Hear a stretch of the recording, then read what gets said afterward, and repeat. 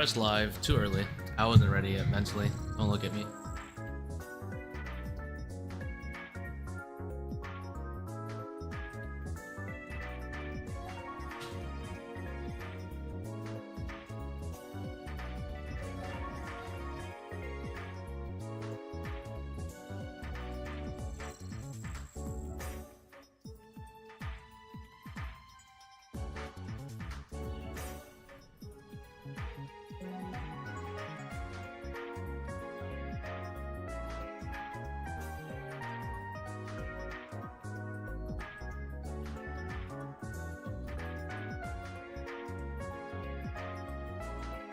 These milkshake? Nah.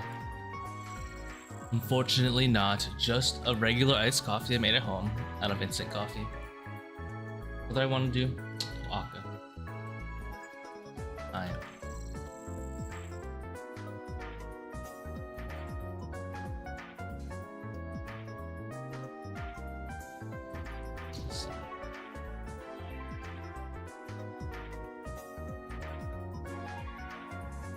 No, tomorrow. It's a Friday.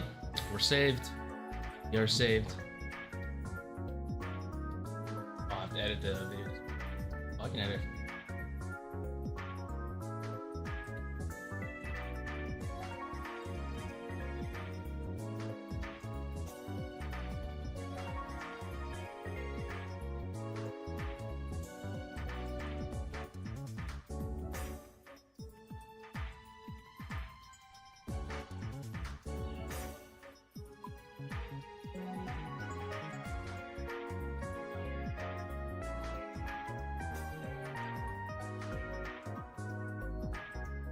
Alright, I think we're ready to raid.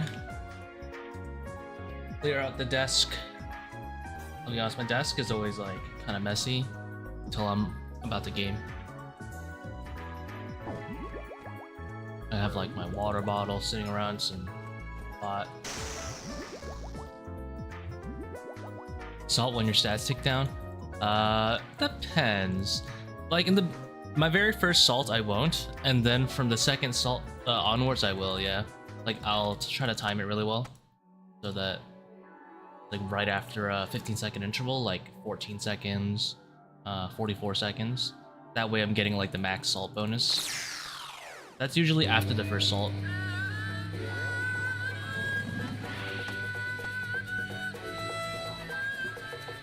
I don't want any scenario where I end up, you know, like not salted it like Zebak for a little bit. That would be not good.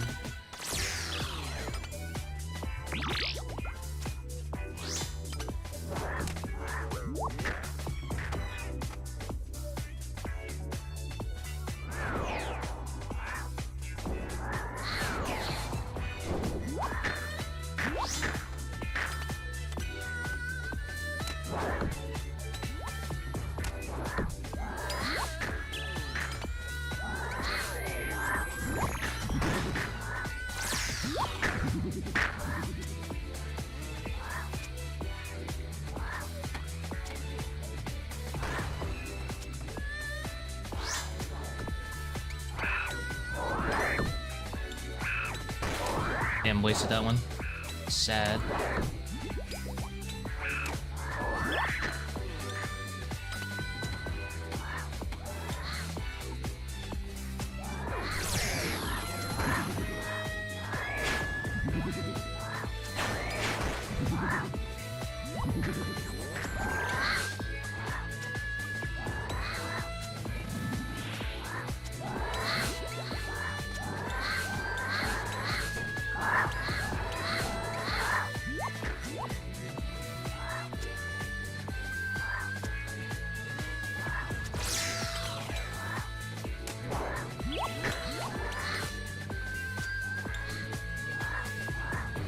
I think I'll let this volatile go for the sake of not dying.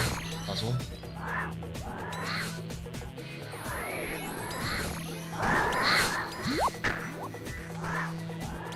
I could have used that volatile and killed this guy and it would have been like 220 room.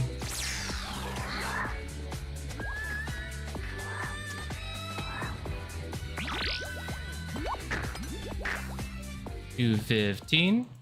See, we take a little break from ToA and, you know, we'll come back a little cracked. we come back a little cracked.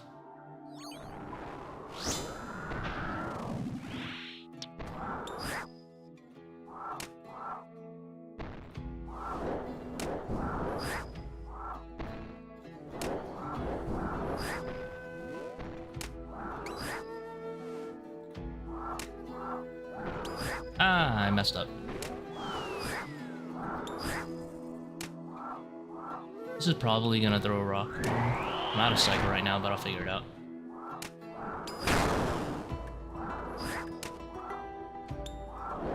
Nice.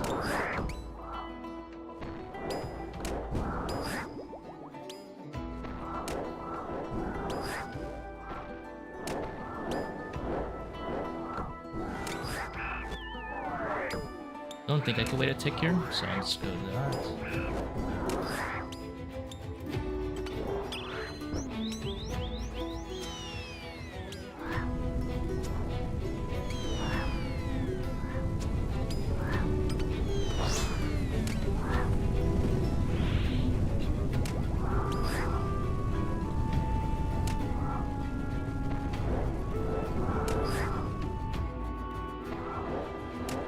And it could have been faster if I didn't have to shoot that last meleeer. It could have been a 210-ish.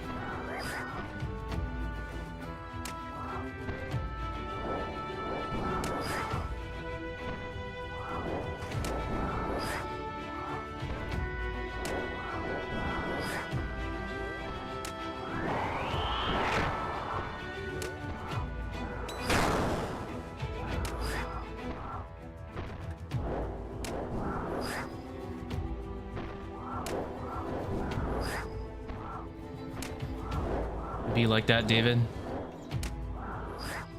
Seems to be a fast Baba as well. How's it going, Sync? Syncotron, not to be confused with Sync.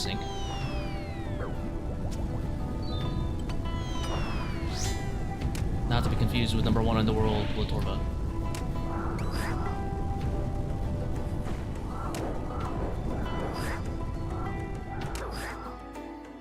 You know, we all know why he wants it in his name, because it's cooler. Name.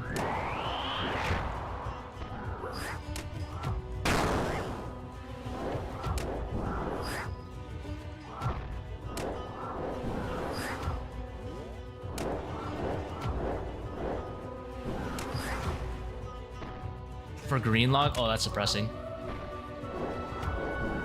You don't have a shadow yet, David? That sucks. Like a name?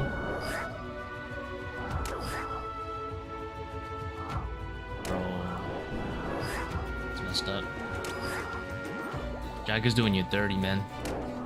Dirty. Dude, what is this Baba? This was like sub 3 and now it's like 320.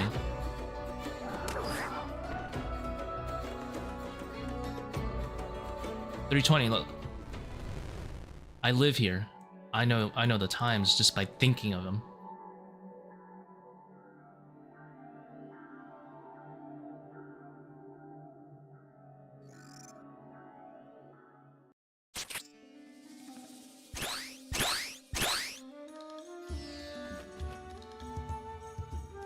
There are 8 purples. Ew. 38 purples isn't too dry. It's like 1.5 times the rate.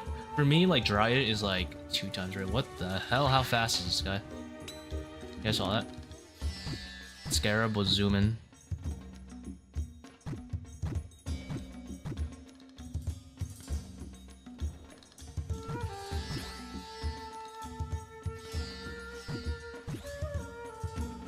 Here's next.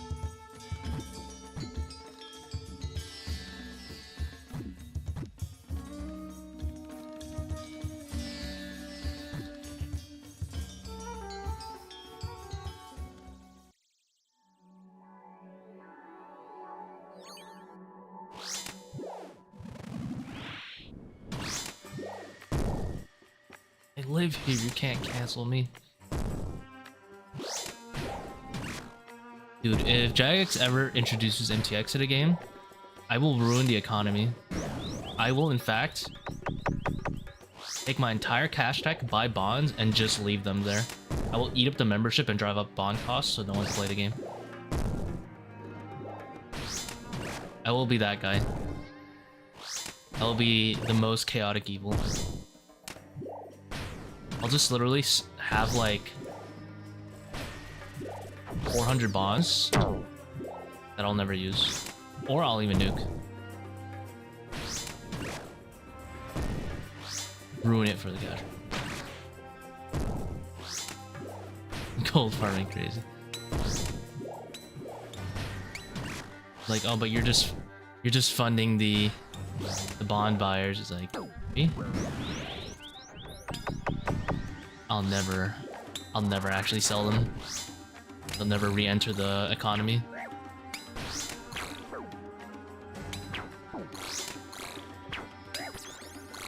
Yeah, I don't think I would actually make an effect.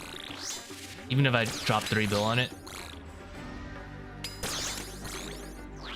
But maybe I can raise the peak for a little bit and get people upset.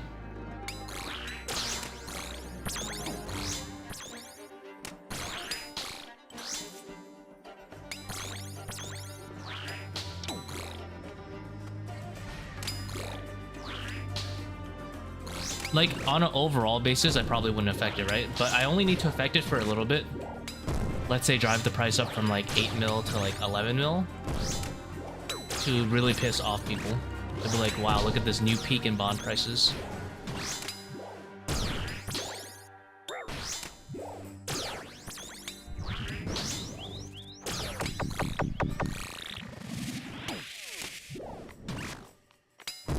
Little would they know. I'm just being an asshole about it.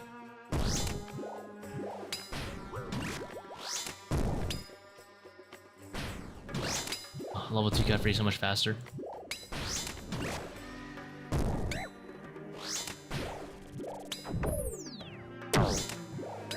There's no way bonds would actually stay above that price for a while. I'd probably just be funding a single wheel. 3 bill.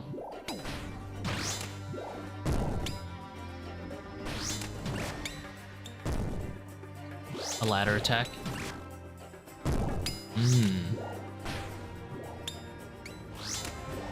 My bank? 15 billish. It'd be a ladder attack, except I have nothing to gain. I would just be sitting on years and years in bonds. Decades of bonds. I know nothing about finances. All I know is how to be a scumbag in MMOs with the market. It's a skill I gained naturally.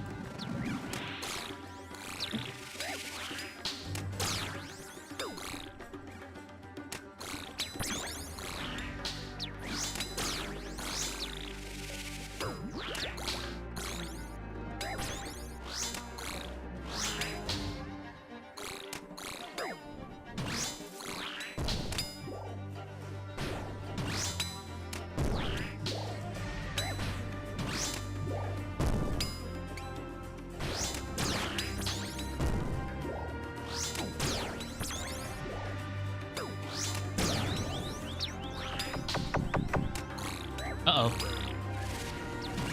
Right, that's a thing. Dragging. Now I'm sad.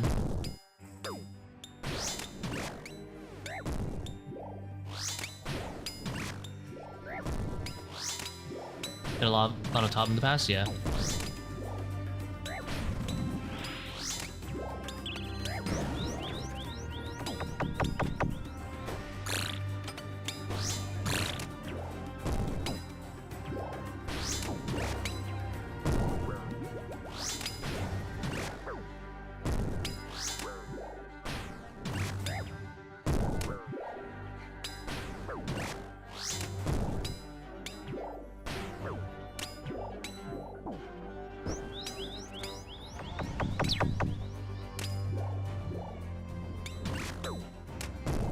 Look at this massive brain check.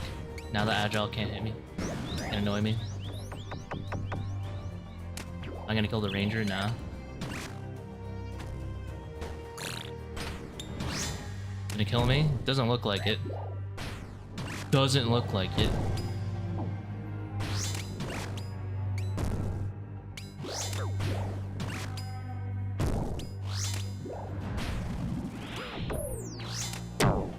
I seem to be aight.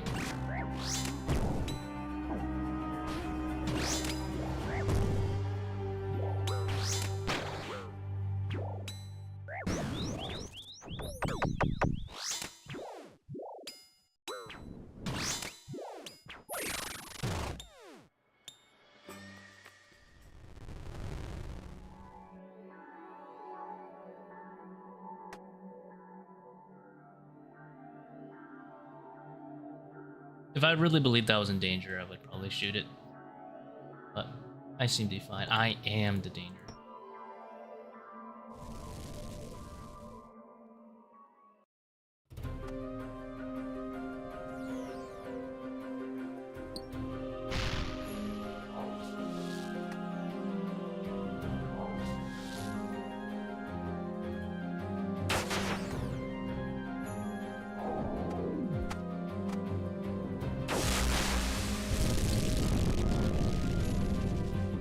Been watching all these Breaking Bad Baki edits, and it's so funny.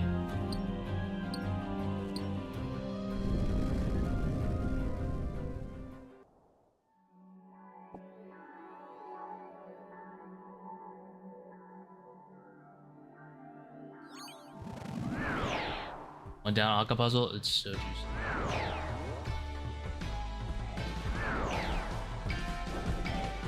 Chicanery posting? Ooh. Is a subreddit for this? Great.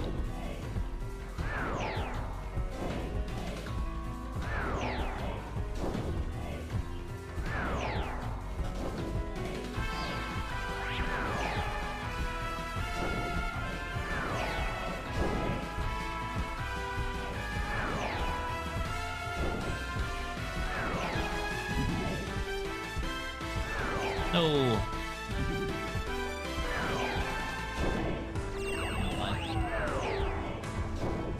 Okay, buddy, chicanery. Nice.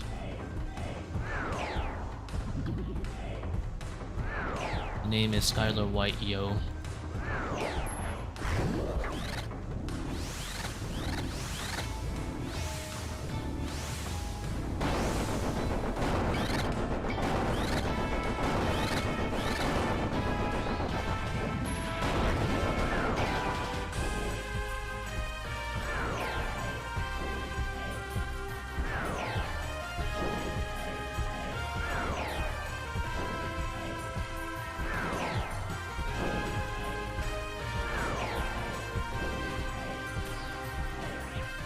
So I do need to wait a tick there. Okay.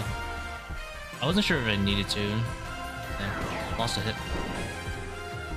I was like, I can surely just click, right? I was wrong.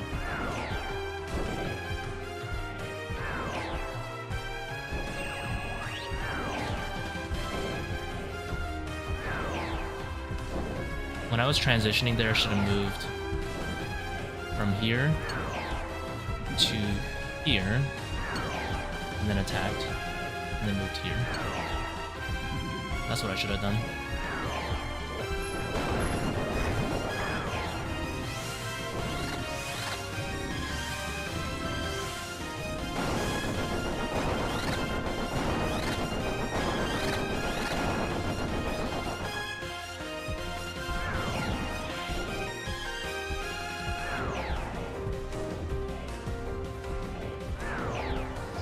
Misclicked. Oh, maximal punish. Maximal punish.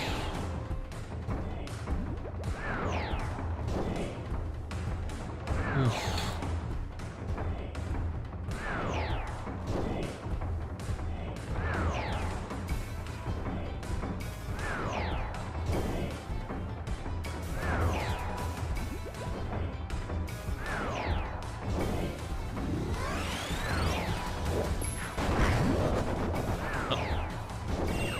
Clearly a genius, I meant to dodge that. Fully intentionally, of course.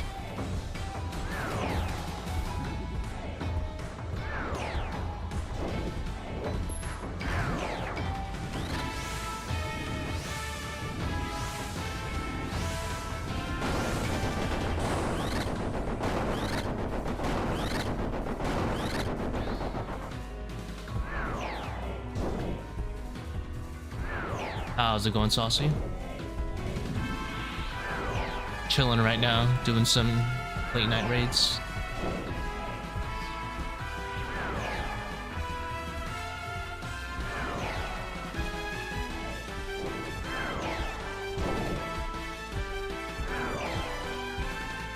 First one of the night, yeah. I was playing every time I get home from work. I'm like, I'm gonna stream prime time, and then I ended up just taking a nap instead and not streaming. Terrible for audience growth. I should be streaming at better times, but here I am. I raid when I want to.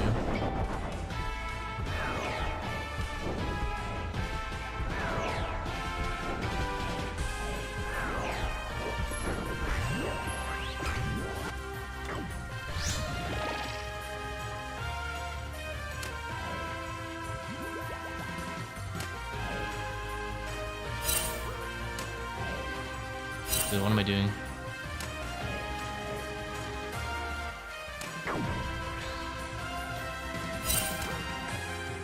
I'm catching these.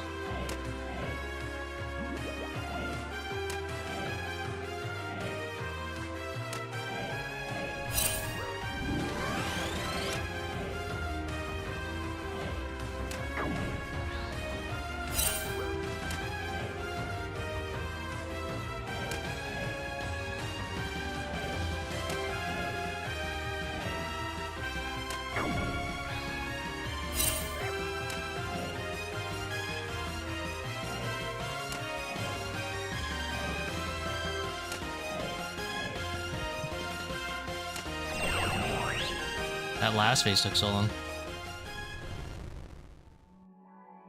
I got the Australians at least. I need to remember to re-adrenaline. Re-adrenaline. But every time I get home from work, I just like want to knock out.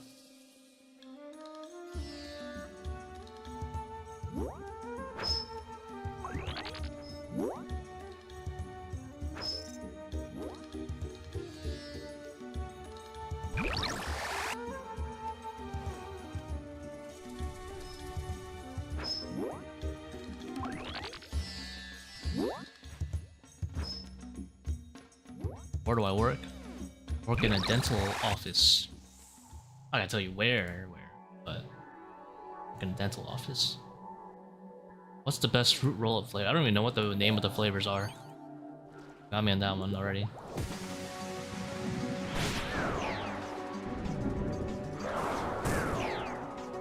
I mean, they're all good though, right? They all taste like whatever artificial fruit. For me, the red one. Normally, I'm a fan of like blue stuff, but I think the red one tastes better. Well, maybe they all taste the same. Normally, I'm a bigger fan of blue stuff or pink stuff when it comes to like fruit flavors, but I think for fruit roll-ups, I like the red one the most.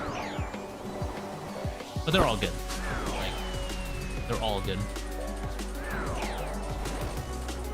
I'm not gonna tell you where I work, like you're out of your mind, but I work in a dental office.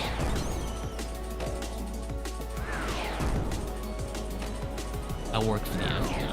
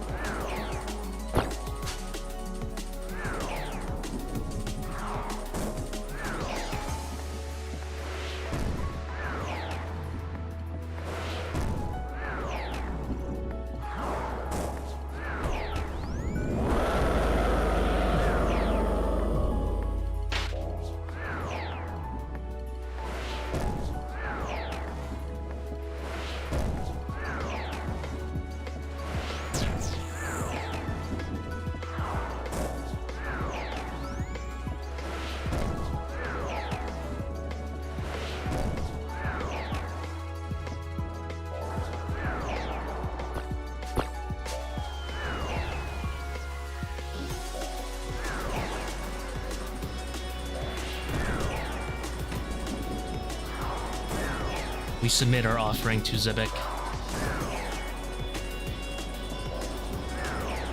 He has declined.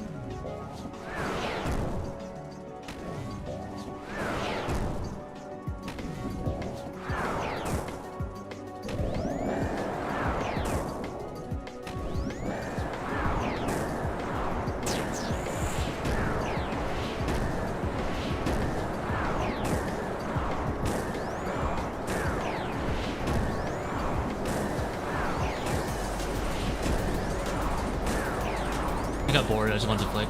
There's no reason to, I have so much prayer. I just got bored. Boredom is a dangerous trait to have.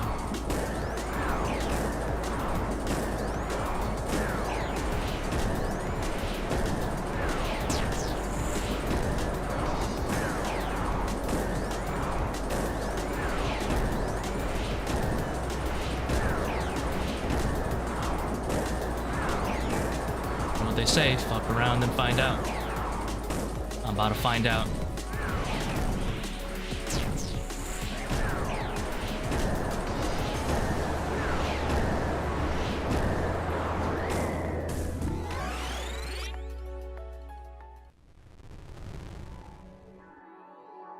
Four minutes and 30 seconds. You need to hit the monkeys, man. You need to hit some monkeys. Are you attacking the monkeys? Range.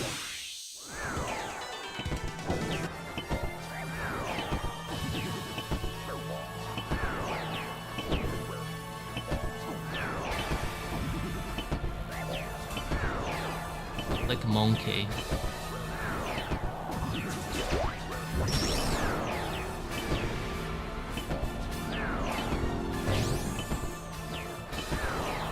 Are doing just 4-way switches.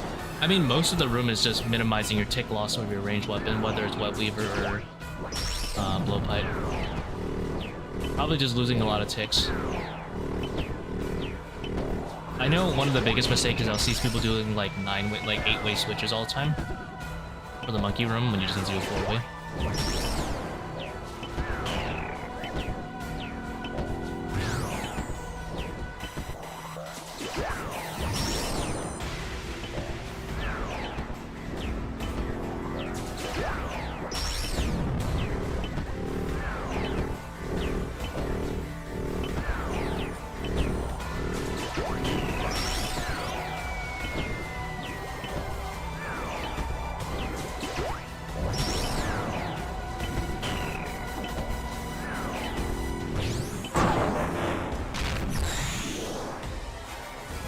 Probably losing a lot of ticks. Are you like focusing shamans early, all that stuff? Because if you're focusing shamans early, it'll also reduce the amount of thralls you have to deal with. Use the volatiles the best you can, but don't worry too much about them. Treat them like a bonus that you can work toward.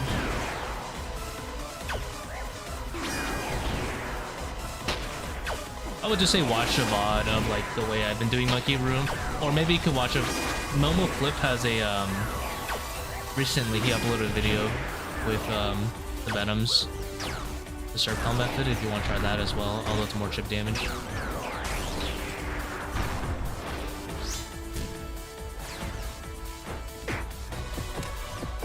can watch his VOD if you want, his recent video if you want like a more direct example how he does it.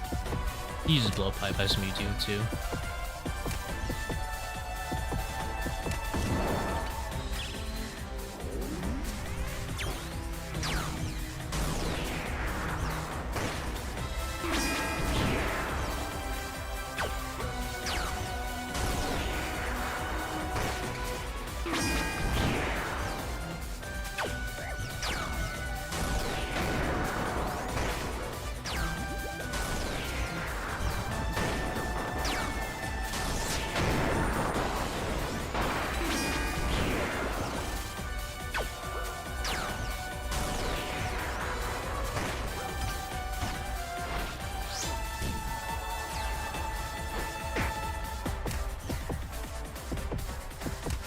Those bombs. I don't really feel a need to heal if there's not gonna be bombs. Bomb is like the dangerous one.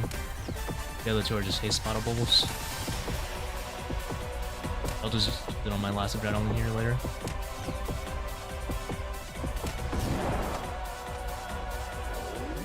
If you're focused, yeah, don't focus too much on the positioning. Even me, I'll sometimes let a volatile go if it's just like impossible, you know? Like you can theoretically drop everything for it, but that's like later on once you really know what you're doing. Like you know which are worth dropping and which aren't.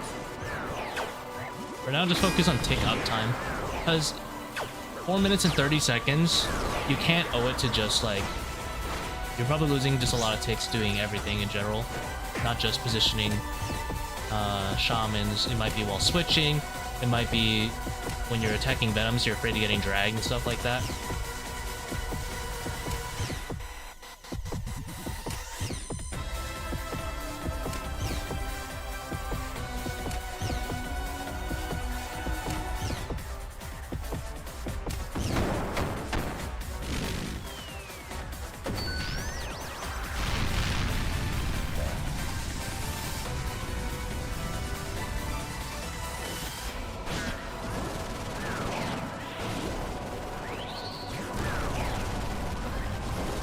He's not talking about me. He's talking about, I assume he's talking about someone else. WWW, yeah, not me.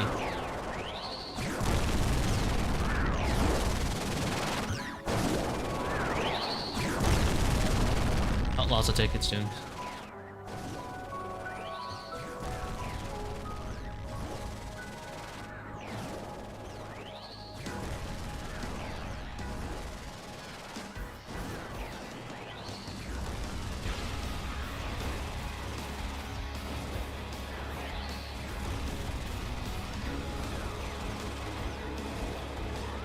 We'll kill skulls. It's actually not a very fast raid.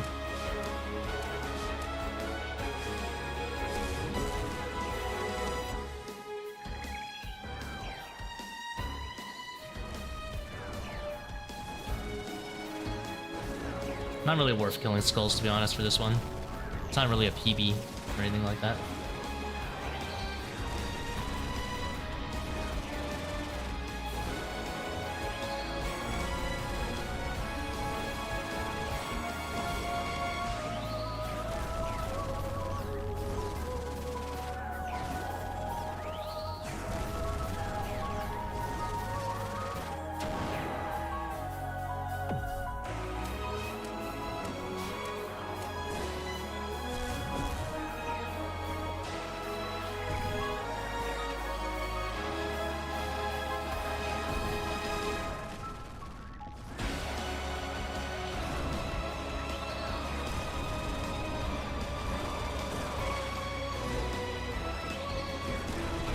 Doesn't matter if he's doing low invos. Advice is still advice. If it's bad advice, it's bad advice. If it's good advice, it's good advice. The invo doesn't matter.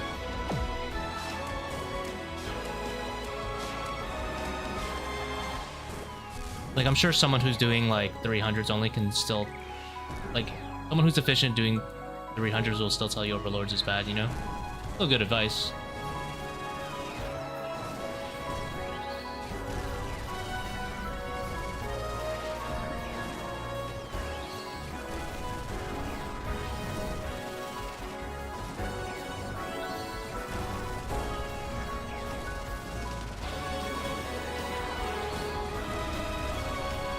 My thrall's definitely gonna troll me out of some damage right here.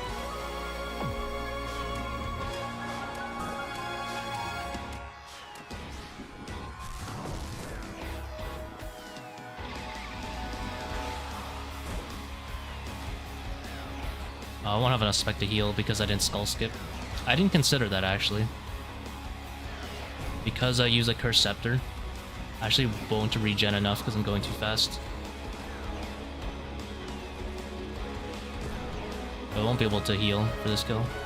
I mean, it's fine.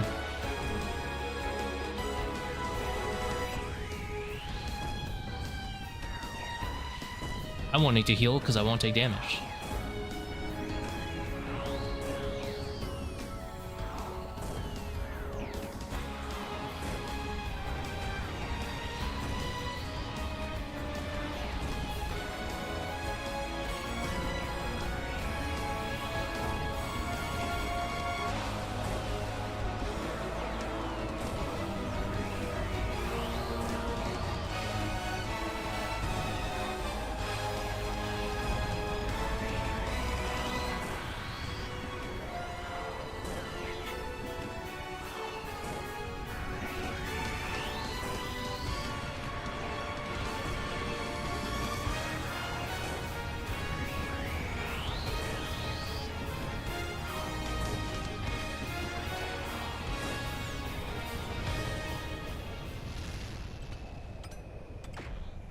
See? No damage. Just don't take any damage. Ever purple. Never. Gosh. Didn't mean to take it. Meant to bank it.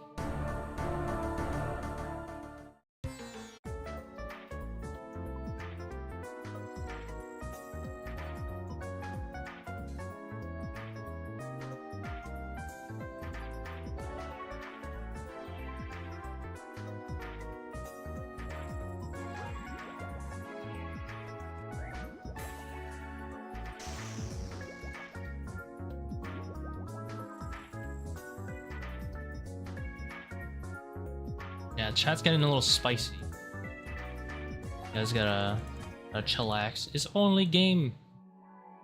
It's only game. Why you have to be mad?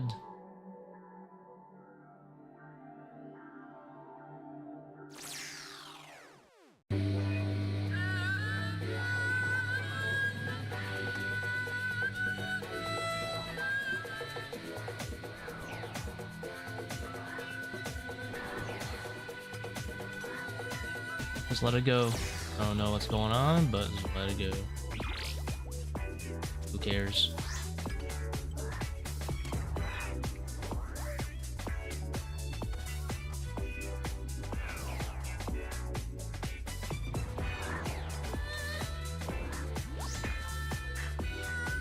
I think we go for this one and let the volatile take care of the rest.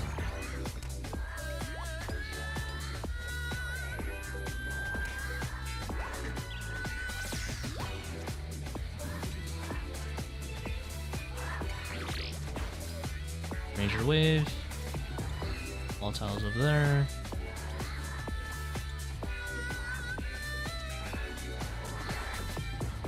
Oops.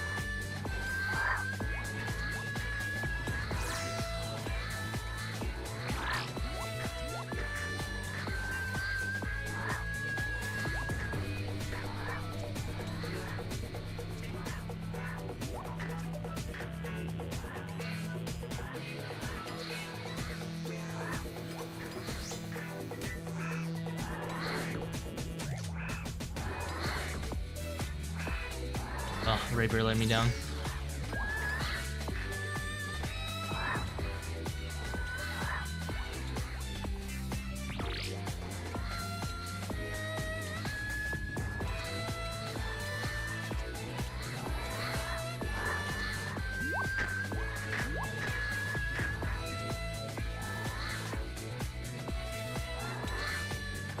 This monkey room's been not so good to me.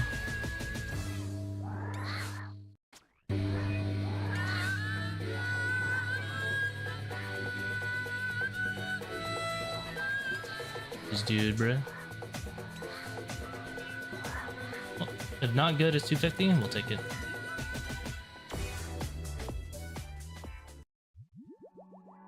A lot of people's bad monkey rooms are like 3 minutes-ish. With blowpipe.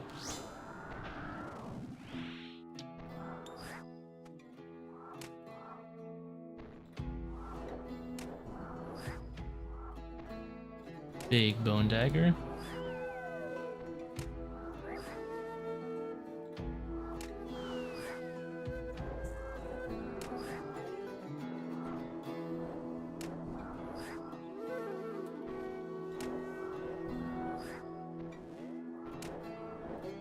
I don't think he lost a tick there, so I think right after this fang I should go under.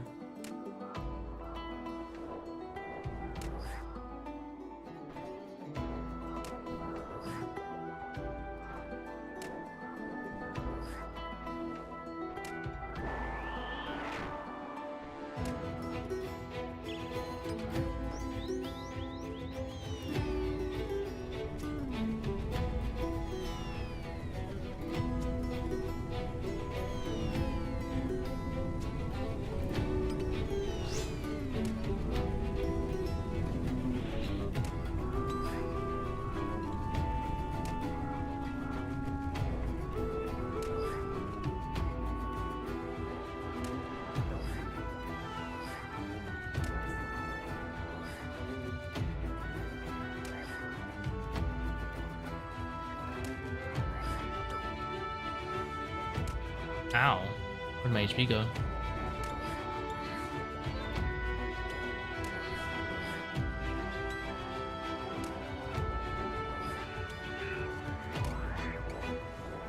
Is this faster? Yeah, you don't lose any ticks with this method.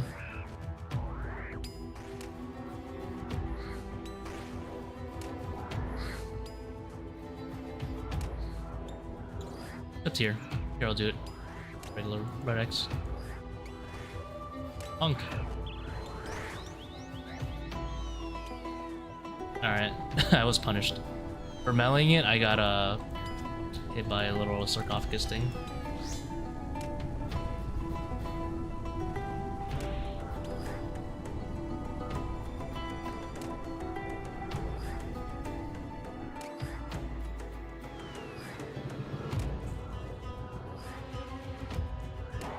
The game runs on the little 0.6 second intervals.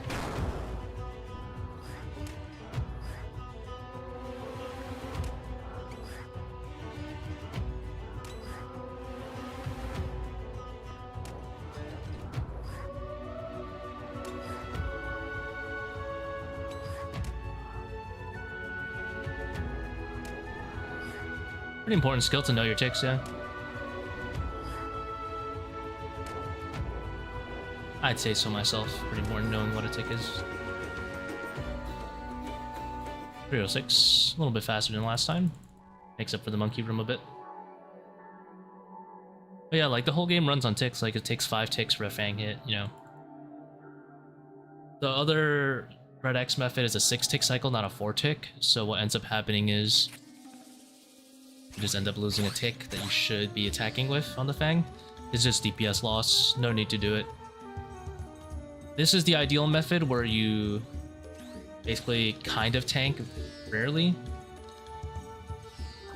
and you can maintain all of your ticks, and it saves a lot of time, probably 30 to 40 seconds on average on a 540.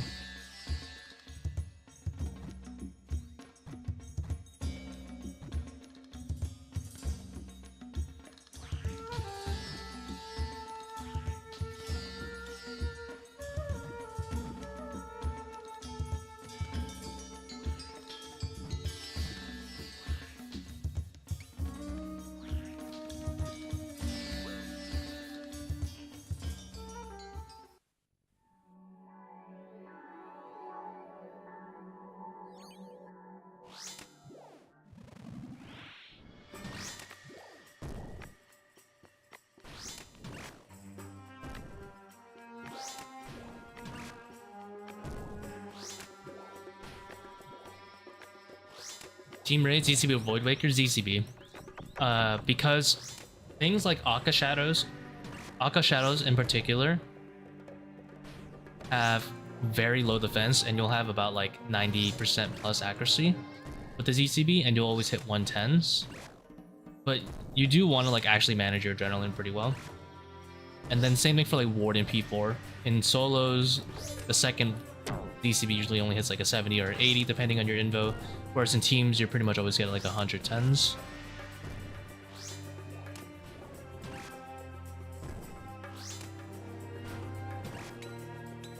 In solos, like you won't make you won't get as big of an advantage there. Obelisk also is nice because you usually don't get too many orbs, if any, in a good team. Whereas in solos, you kind of have to take a lot of unavoidable damage from the orbs. Is 400 really that accurate for ZCB? It's more of a team thing.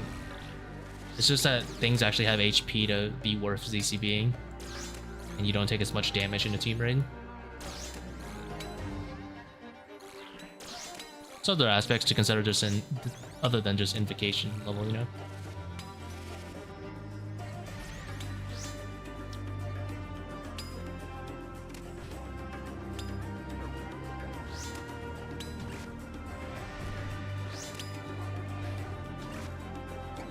I would say ZCB. Would have worked with Crystal instead of Masori. ZCB is still better. If you have Masori, what you would do is instead of using Bofa, you just use ZCB as your main hand.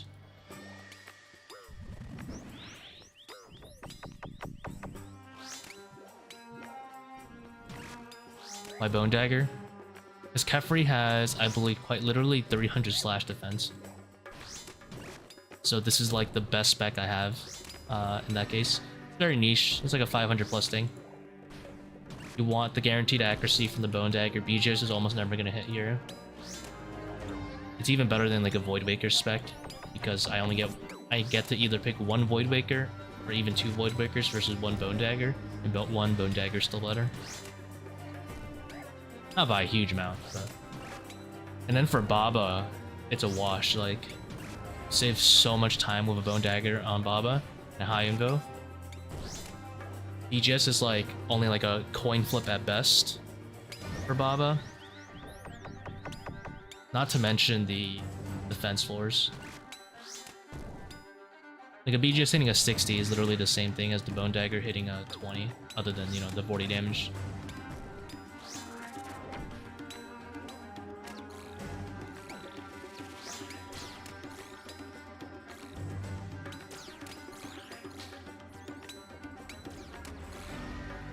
Does range strength change anything for the rebuild? No.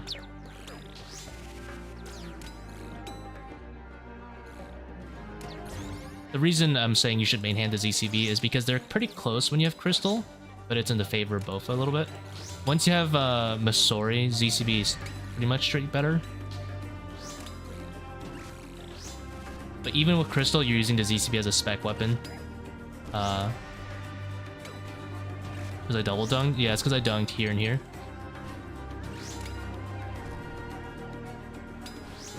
When you dunk there and there, you create these two lines. The diagonal and the straight line. And then what you have to do is when you have Overlords and you're like, you know, just fanging away the second set,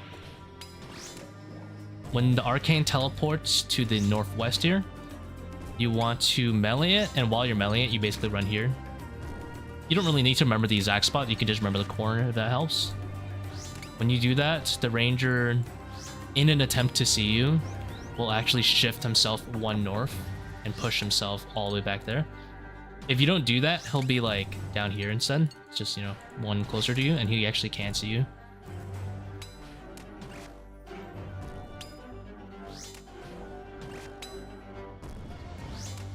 Like for a split second, you'll probably have seen me run right there.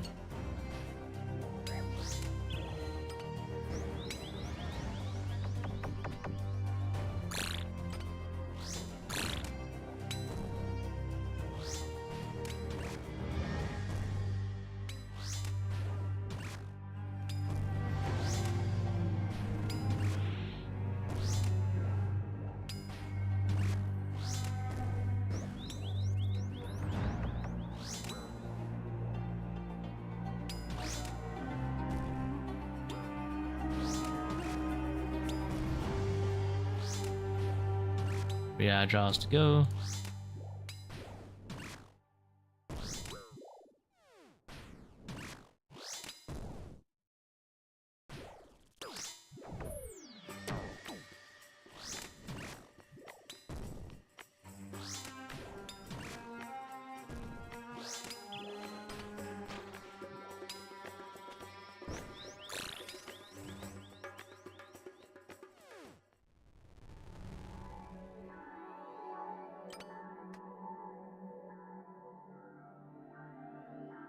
Little cheeky bonus points.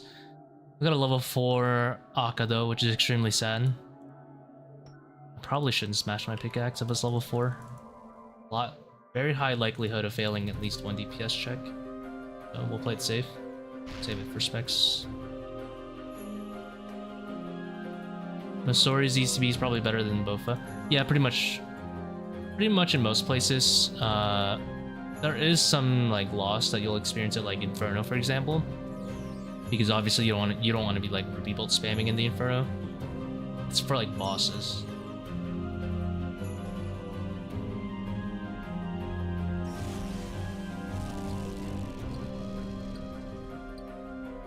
But Inferno is like more wave based, so you're not just fighting a boss 24/7.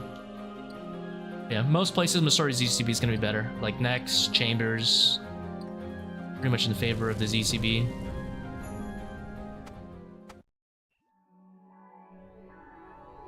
I don't know about like if you're missing something like Twisted Buckler or Dragon Rubies, because I know some, you know, like Iron Man don't want to use like Dragon Bolts a lot of the time. Although it's been a lot more free since Desert Treasure 2. Can get hit there. Do this, not get hit. Yes, we wing it and it works. Let's go.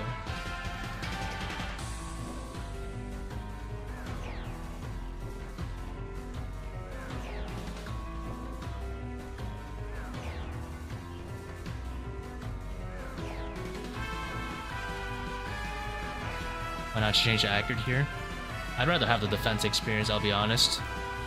It makes literally no difference. You cannot humanly tell the difference between accurate and long range. If you lose a tick in like 10,000 raids, it's actually not worth. It's actually that close where it's like if you lose a single tick in 10,000 raids, it's probably not worth. So I might as well just leave it on long range the whole time. I'd rather have the defense experience anyway.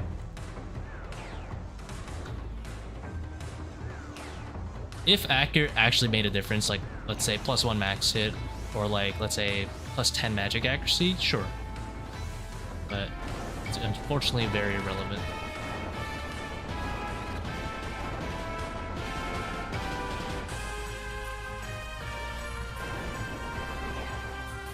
Not the most optimal transition out.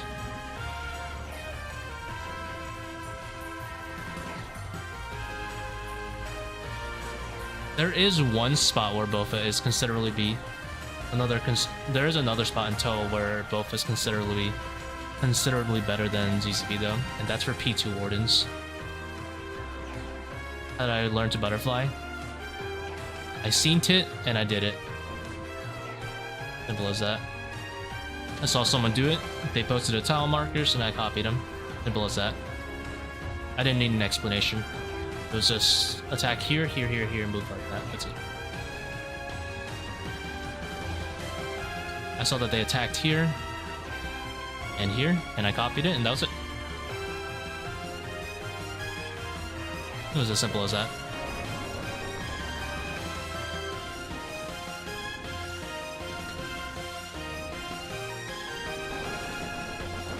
There's no magic secret to butterflying. It's as simple as attack on certain spots, attack on certain spots.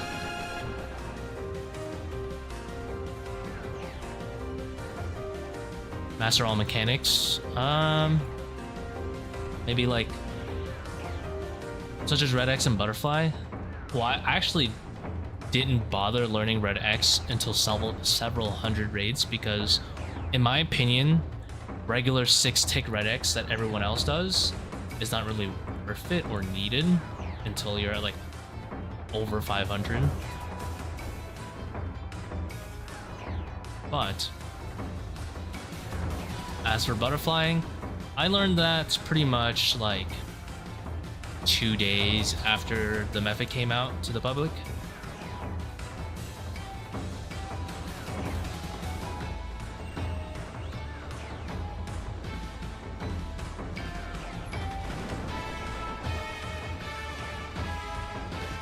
It's pretty easy to learn, to be honest, like butterflying. I've taught, I think, 2 people how to butterfly, and they've pretty much picked it up within like, I would say, first 20 raids. Like they'll have it like mastered by raid 20.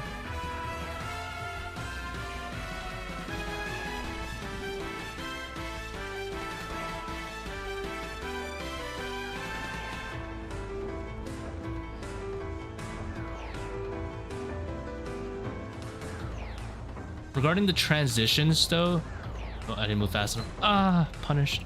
Transitions are the ones that take the most amount of time to learn. Like having really tick efficient transitions will take a while to learn.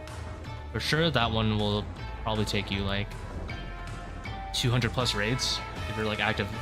Maybe like 100 raids if you're actively seeking to learn it.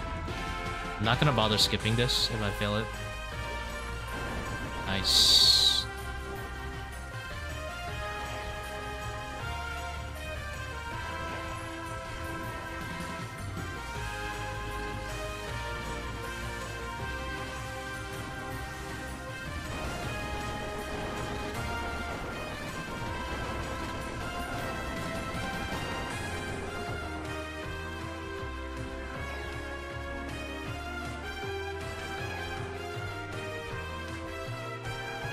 Like a good trick there is always to stand in the back if you're not sure on the timing.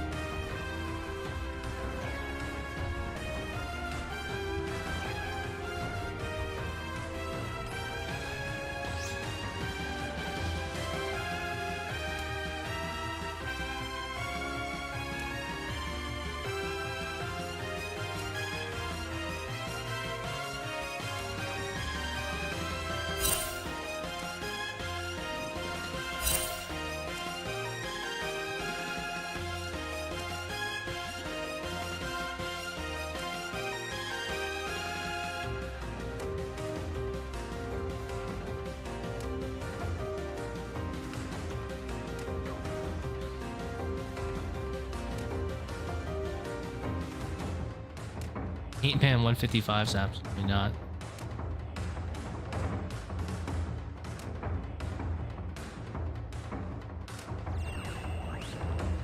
I'm basically an 8-man. I'm basically like a 6-8-man 300 by myself doing these kind of raids. Tbow no shadow. Good method. I have a really good video example for that. My 400s, I use a Bofa Trident only, no Blood Fury. That one is probably their best bet to learn it, but there is an alternative you can run if you're okay with slower raids. I really don't like Overlords, but you can run it if you want to take like softcore and a 40 timer, and otherwise have the same invocations.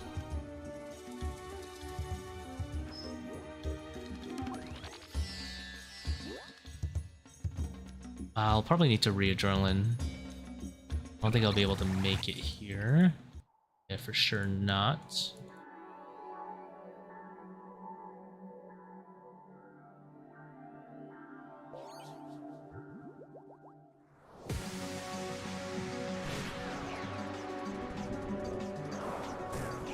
Sell Tbow by Shadow? Yeah, but no, he doesn't want to.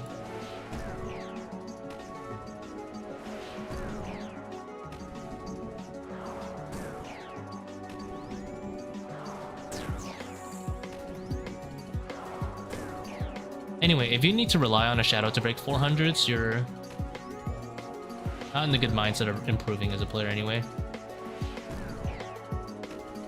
About the info list. It'd be easier to tell you what I don't have on. Running a 40 timer, pretty much every single boss invocation other than medic. No help needed, plus dehydro. On a diet, obviously. That's pretty much it. Pathfinder is what I use, not Pathmaster. Pathmaster Super Troll. And no Quiet Prayers. I am using Overly Draining though.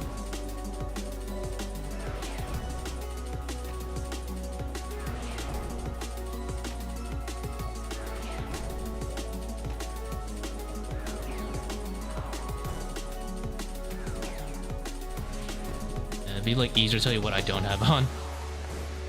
I pretty much have like as many things as I can have on.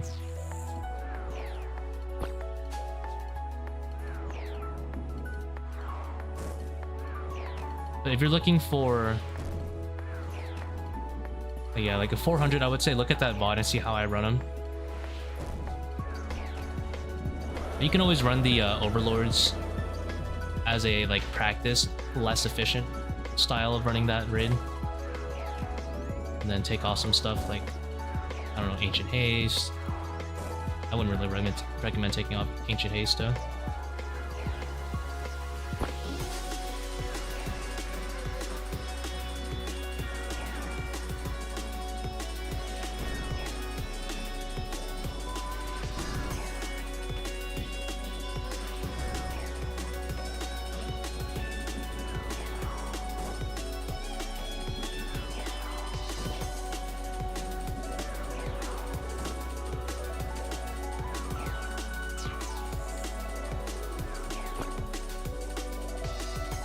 Any tips for double trouble? What are you struggling with? Like getting to the middle?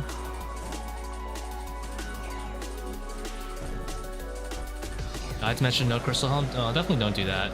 If you have a Bofa setup, make sure you take full crystal. Feedback is definitely easier with double trouble on.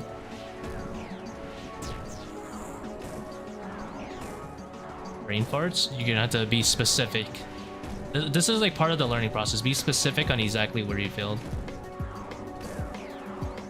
Like, is it... Like, there's nothing to help you with just saying brain farts, right? You need to be... Tackle the problem directly. Like, is it when you're running to the middle? Do you forget you just have it on?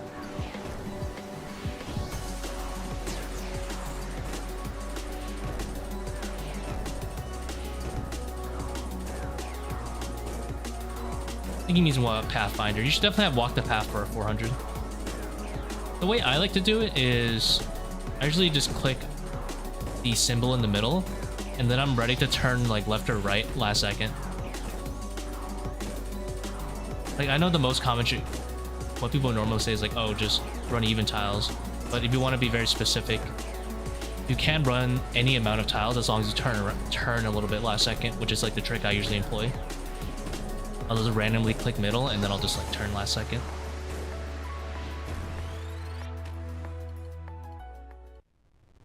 Too much going on, and I forget where to click. You mean when you're running the center itself? If it's when you're running the center itself, you should just be very mindful. I'll be honest, just be very mindful and don't brain off click. The exact way Double Trouble works, it'll always place a tile where you were last, and it'll always place one in front of the direction you're facing. So every time you make a movement, always just like have a mental note. It's gonna place an orb in front of here, in front of here, in front of here, and you know, you get used to it. Just think about where you're moving for a bit. As you get more experience, that thinking just becomes second nature. Like, you know, once you get... It's simply right now just something you have to think about. Luckily, it's not like Akka is like forcing you to do other stuff while you're worrying about that. So you can just focus some brain power into thinking about it.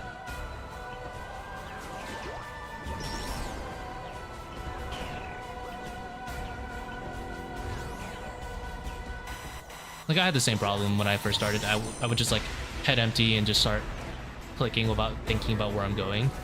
Now at this point, the thinking process is ingrained.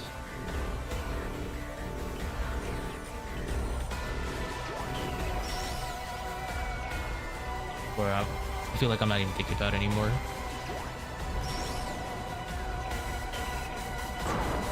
Why not do the long range shadow? Because what ends up happening is, if I end up just like that, there's a lot of times where I tanked a full 2 sets, right? But if I don't tank any orbs at all, what ends up happening is I'll just straight up tank 2 sets, and it'll be faster than getting the orbs individually. You want the orbs individually spaced apart. If you don't tank, the orbs essentially will come in close to each other. And let's say instead of tanking 1.5 orbs, like, you know, for second and third, I'll end up having to tank all 4, and that's way worse. Much better to tank a little bit. And then, on a side note, projectile time is not something you want, because it could be the difference. If you stand really far back, like over there, your shadow's gonna take 5 years to get to the obelisk, and you might even get another like orb coming at you.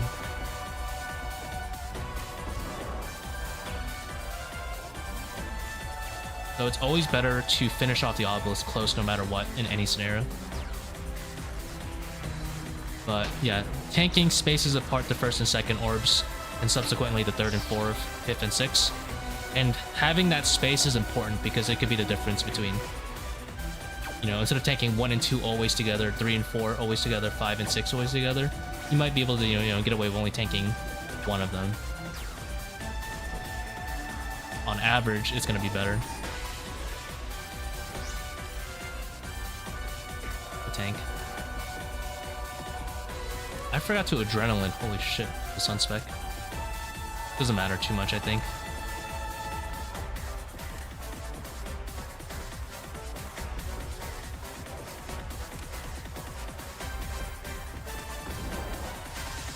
There you go. Fix the issue. Why does it matter if you're going to Kephri anyway? Because you're not... It could be the difference between Kephri once or Kephri twice. Simple as that. It's the exact same logic.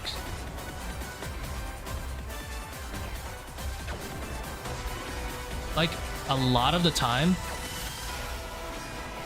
I'll end up. Let's heal up here.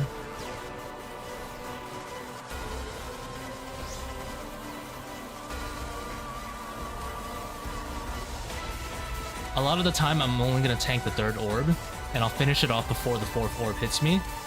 If that 4th orb hits me in some invocations, let's say, you know, quiet prayers, or it's like a really slow kill, or I make a mistake, you know, in wardens, it's gonna be worse.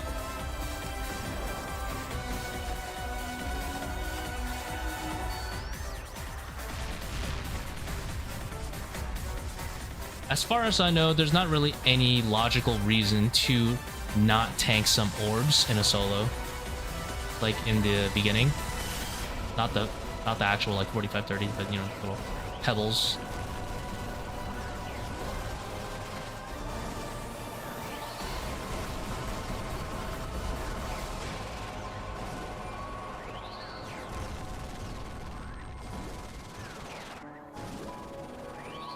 You take chins? Yeah. Chins for the monkey room and for Karis. Not for Karis, for Kephri.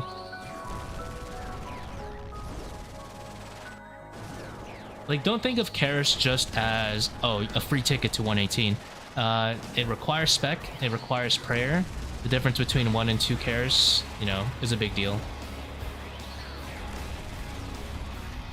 Karis, if you have to tank the 2nd set, you're gonna have to Karis anyway. But if you don't tank, well, you start at 118, you'll be, what's 45 plus 30, 75 damage. You physically can't tank. And you chin Kephri. I chin at every kill. I literally chin at every kill. Unless you mean swarming. No, I mean I'm chinning the agiles. I'm chinning the agiles onto Kephri. Yeah, I don't really swarm them. I'm too lazy. I should, but I'm too lazy.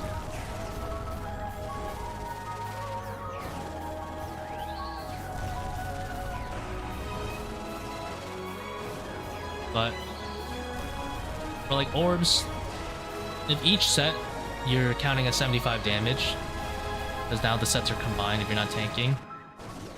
You physically can't tank the 2nd one unless you like use some brews, and I don't have brews anyway, so.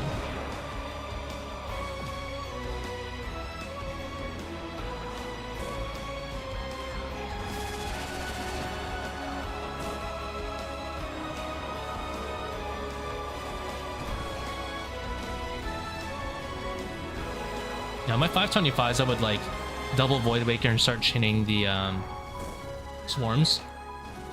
We get some pretty good results.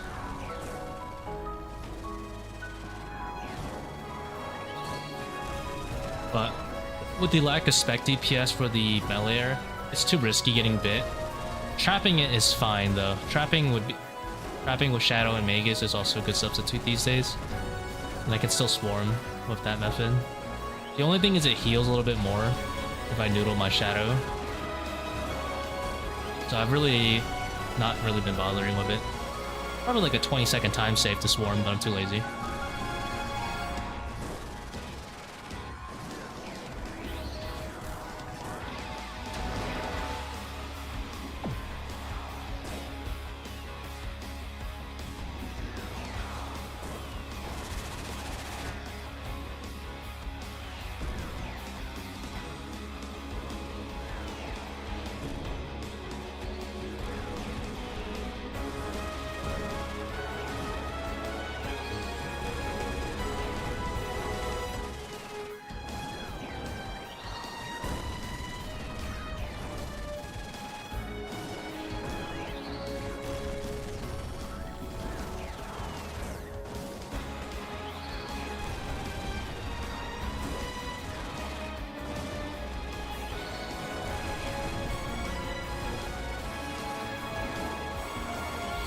We'll let the Thrall troll me, it's fine.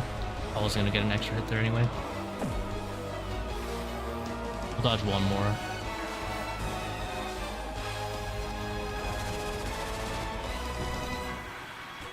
How much extra unique chance? Not too much. Maybe like 0.8%, 0.7.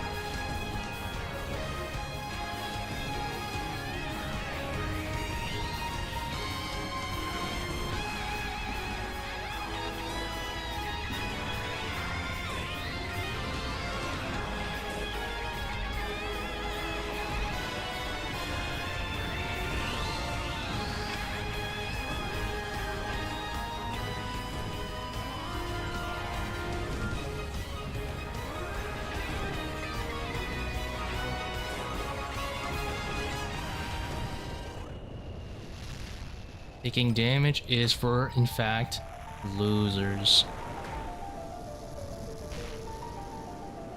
Never purple. 7 dry.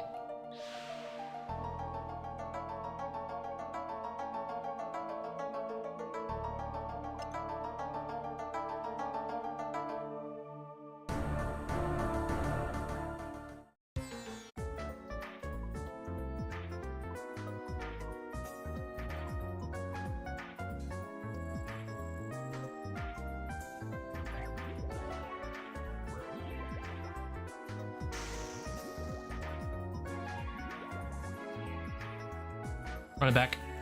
No brakes.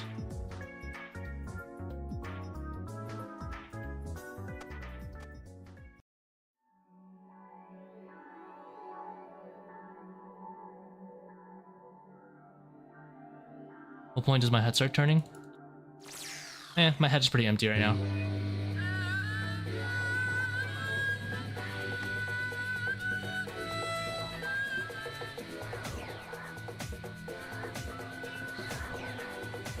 Try not to think about it.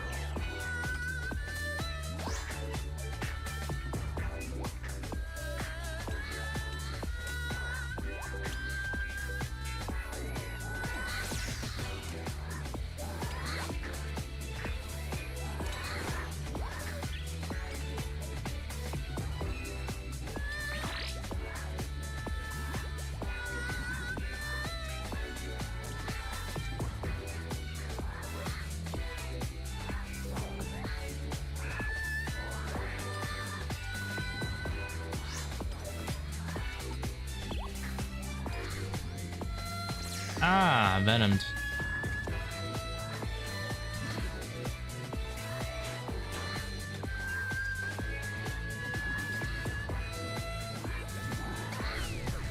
Did I not click the pillar?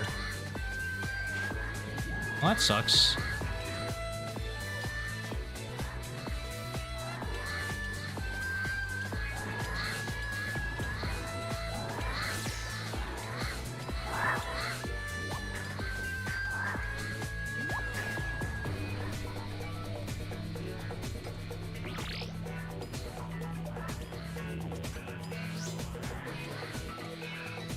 No, it's gonna kill me.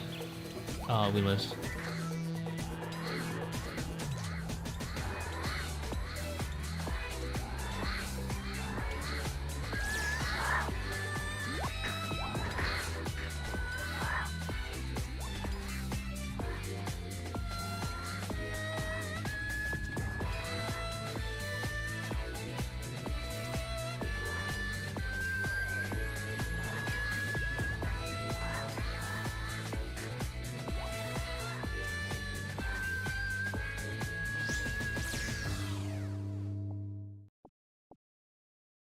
I'm gonna go on a hunch and say that I probably shouldn't bone dagger, so I won't.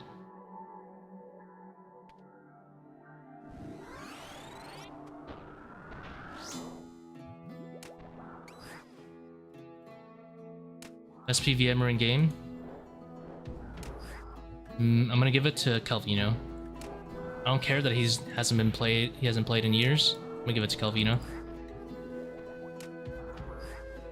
Either Exact or Calvino for me.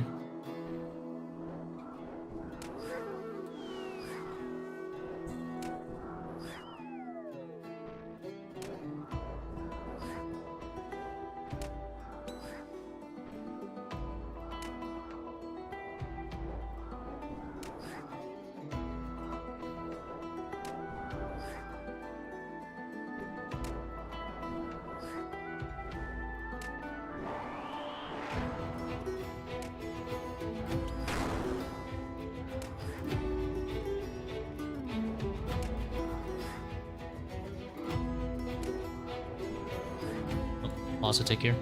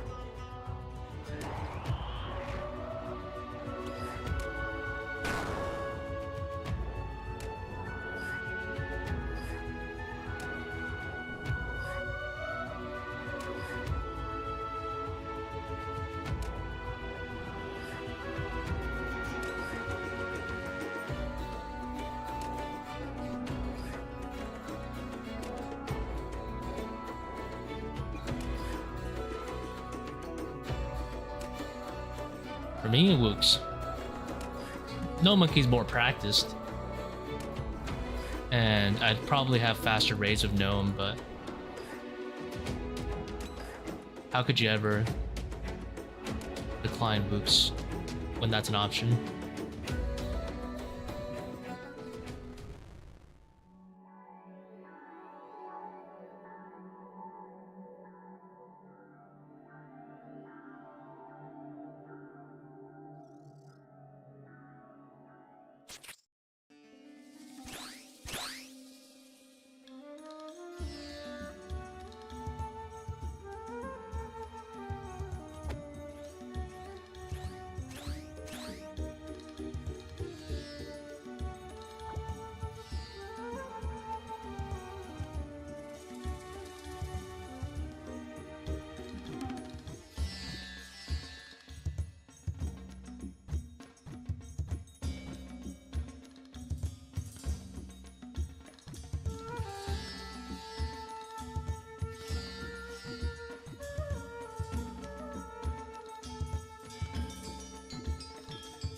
I feel like if Calvino still played, he would have probably been the first person to complete Awaken Leviathan. The way he plays seems to be a very good match for that boss. I think he would have finished it before anyone else, including Noob Type. Like Awakened, no Shadow Barrage. Like, he probably would have did it without losing a single prayer point.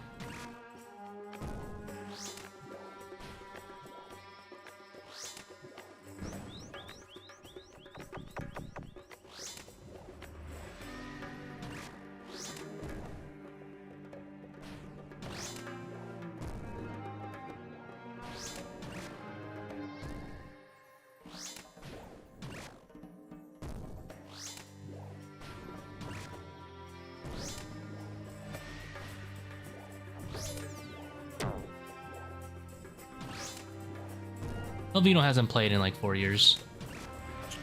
He was like one of the better Infernal players. Guess he got bored.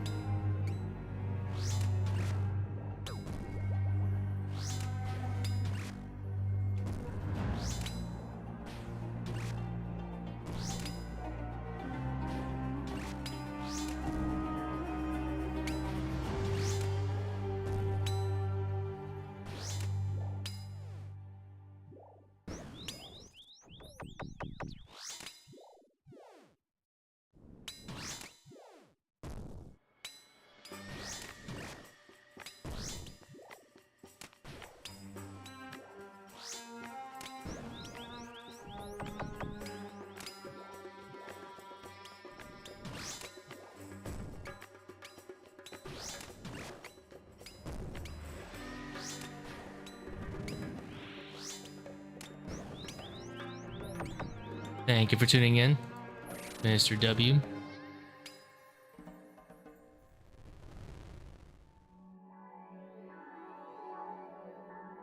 Another level 4 Akka? Oh my god, these are the most boring raids. Level 4 Akka, level 3 Zebak. I will actually fall asleep, and I just spec'd when I shouldn't have right there.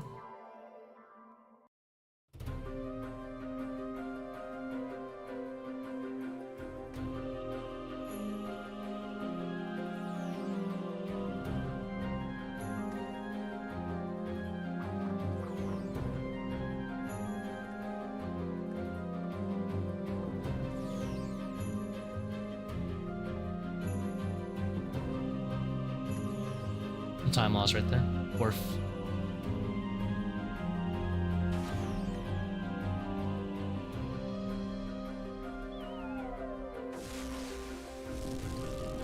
I don't think the skill ceiling for RuneScape is as high as other games. Yeah, I would say so. I would say the ceiling becomes more increasingly narrow and less rewarding as you get to the as you get closer to the top.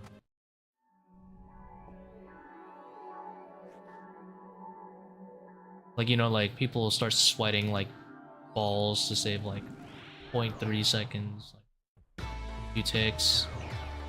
In the grand scheme of things, like someone who's like 4 times as better at you, if you're already really good, probably is only going to be like at most like 15 to 20% faster, so it's not as rewarding.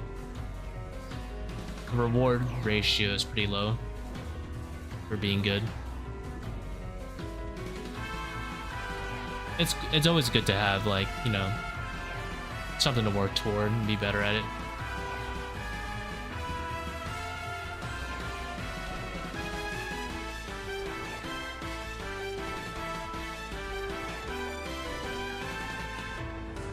Probably gonna fail this DPS check. I don't really want to skip though. Be done.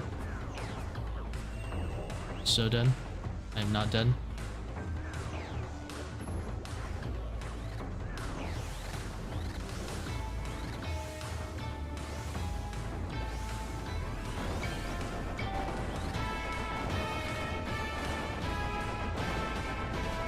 We live with the best amount of incidents, no incidents.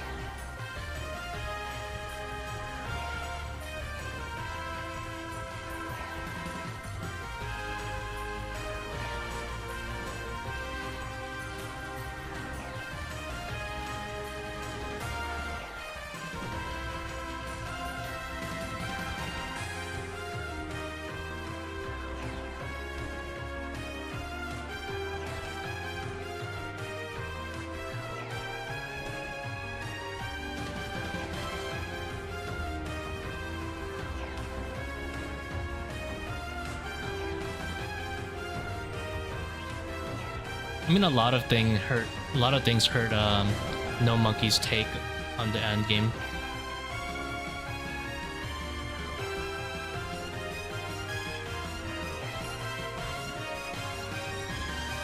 Just his general wording.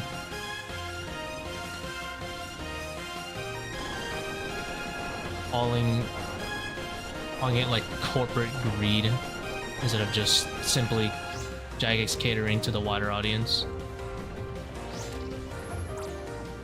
That's a depth charge.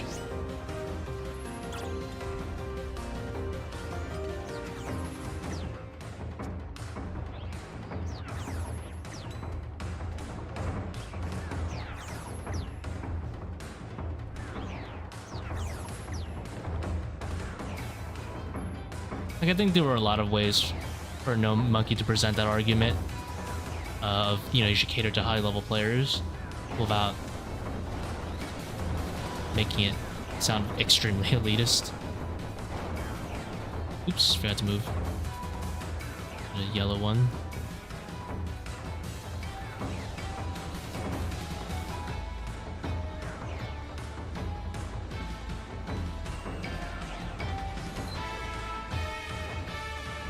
Mistakes are made.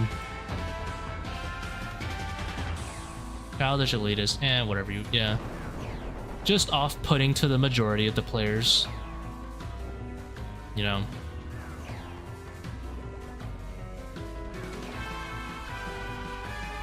Like, sure, you could put your opinion out there, but here I cast you upon one major thing. If he actually wanted to make a change, wanted Jagex to appeal to the higher level community, do you think he would have formatted the video the way he did? I would like to think that No Monkey is smarter than that, and he knows that that video would have gotten that kind of reception. I would like to think that he's smart enough to know that.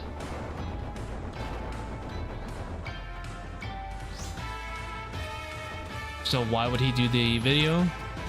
I would like to think because he wanted the controversy a little bit, which is fine.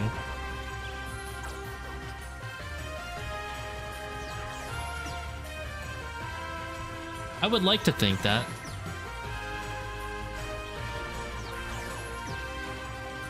I'm gonna get smacked there.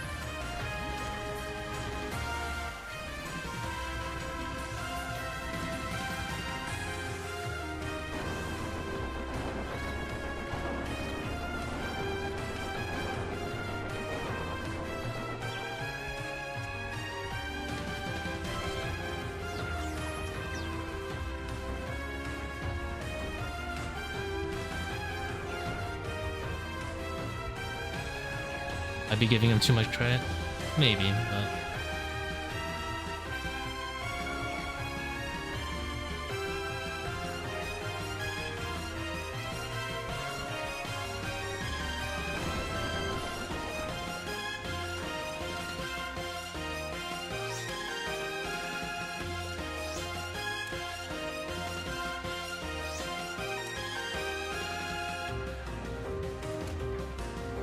I mean, the very basis of his video was essentially he wants higher level content, right? Because he's bored. Like, the meat of it is that. You could have just said it like, just like that. Like, I want higher level content. I think it makes good goals for the mid-game player base, which I think Jagex has a lot of. Fair. They can be accessible just like ToA. They can have a lot more in depth, and I think Jagex has spent more dev time, you know, making their content in depth and fleshed out. And I think it'd be worthwhile for Jagex to consider it. All he has to do is say it like that. He didn't have to make it the way he did. And it would have gotten the same argument across, the same goal of hopefully convincing Jagex. But it wouldn't have stoked some controversy, so. Just need to stick to his point. Like, he could have said it like that. Like, I think there's a lot of mid-game people. I think ToA is running out of steam. I think ToA has a lot of potential to still be a good, you know, like, high-end content. I think Jagex should invest some dev time to making it a better, more in-depth raid. It could still remain accessible and be cooler on the higher end. And that's it. I don't think they should work as much on like forestry and sailing, although there are good updates or bad updates. He shouldn't have even said said anything regarding forestry. All he does is possibly alienate people that like forestry. He should just said it like, I think more dev time could be allotted to making the raids more in depth. I think creating a higher skill ceiling and depth won't, you know, like affect statistically the amount of players who are able to access and get good loot from ToA, while making it more fun for the higher level players long term to stick around, create a, you know, like a fostering community of raiders. Like, there's no point to bring up the whole forestry thing, like IMO. Even if he doesn't like the update, make that a separate thing. Like, strategically, like, you need to play your cards when you make these kind of videos. Let's be honest, like, if I opened up every video with, I think the Fang should be nerfed because, like, and then instantly I start talking about, like, why I hate mid-level Iron Man, you think that video is gonna get good? The reception You think he's gonna get my point across? No. Should talk about the balance issues. Yeah, like raiding content and stuff like that. It was unnecessary. Just stick to your point. I agree in the vague sense that I think this raid, like ToA, could be more in-depth mechanically, can remain accessible, so you don't compromise, you know, like the majority of your player base, and you give them more goals to work at, because I feel like it's easy to burn out at this raid once you hit 400. I would say like any Ironman who is like, I always say Ironman because like you're a good analysis of like a long-term community. Most Ironmen stick around a while. I feel like a lot of them burn out trying to grind their shadow, and they get bored. I feel like 400 shouldn't be boring. It should be a very exciting experience to, you know, make them want to grind out and get better.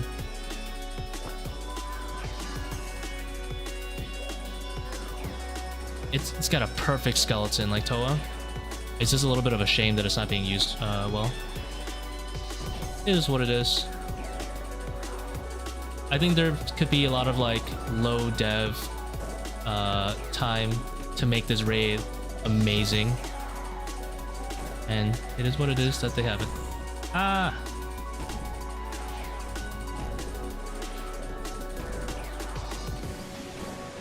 Like, as far as I know, you wouldn't really need to like add in more art. You can do a lot of reused assets and make this raid amazing. Or if this is level 2, I can actually pre-mage against those.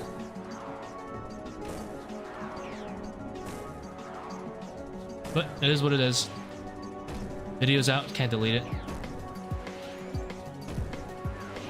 He's now known as the villain.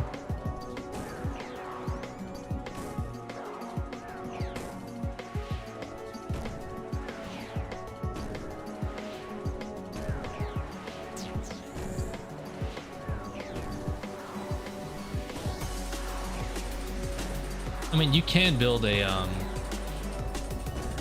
long-term audience out of something negative anyway, so I would like to think that like stoking the fire, I would like to hope that stoking the fire was his goal and not actually, you know, thinking that way. Like, I'm okay with him stoking the fire because it's funny as hell. Like, it's no secret a lot of the higher level community doesn't really think ToA is very mechanically in depth. So he probably, you know, doesn't mind stoking that fire.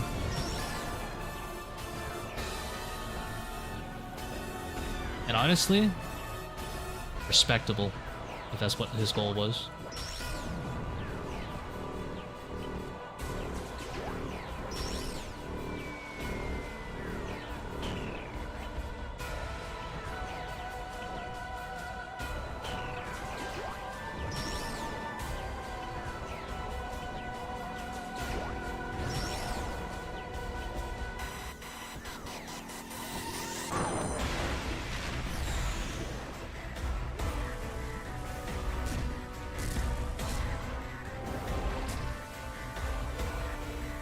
I don't know, maybe I'm reading too much into it.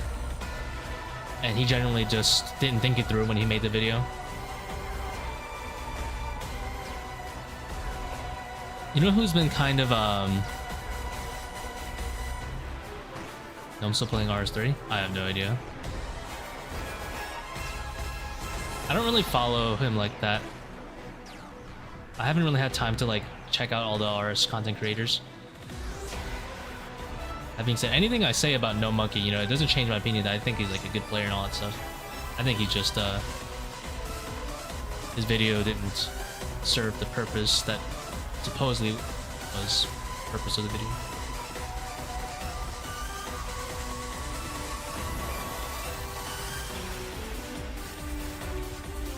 Hot takes, nothing wrong with some hot takes, soak some audience though. I would just like to think the hot take was on purpose and not on because I think he's a very smart guy. I would like to think it was on purpose.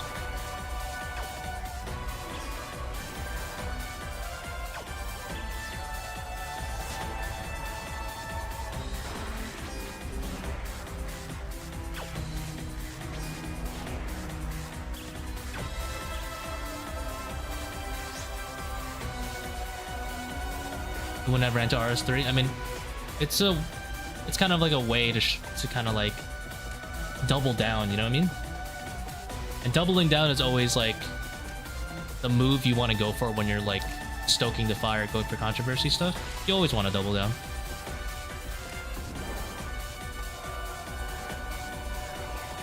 It gets you way more followers and respect for doubling down. Crawl back in. Well, even if 2 weeks, that's a good amount of time. You know that, you guys remember that, you know, that Psychopath League streamer that says he wants to do some things to Yordles, and he doubled down, and he just got like 4 times more respect for it?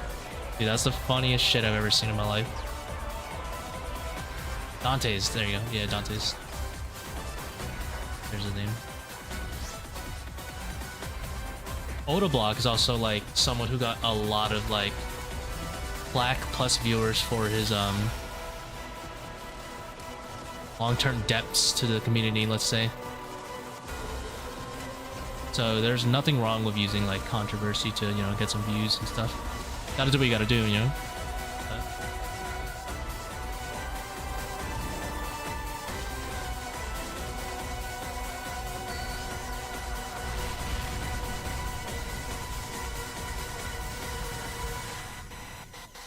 Oh, I forgot to adrenaline.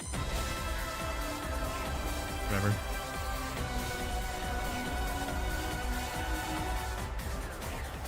I think I clicked it, but I just didn't watch it actually go off. Sanus League player. Thank you, Bossman.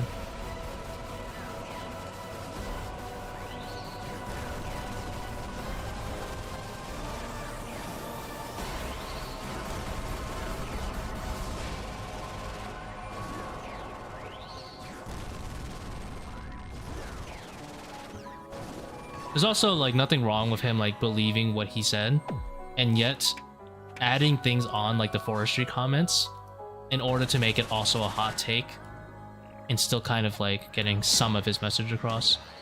Although it just wouldn't be as effective. He probably knows that, right? Hopefully, Hopium.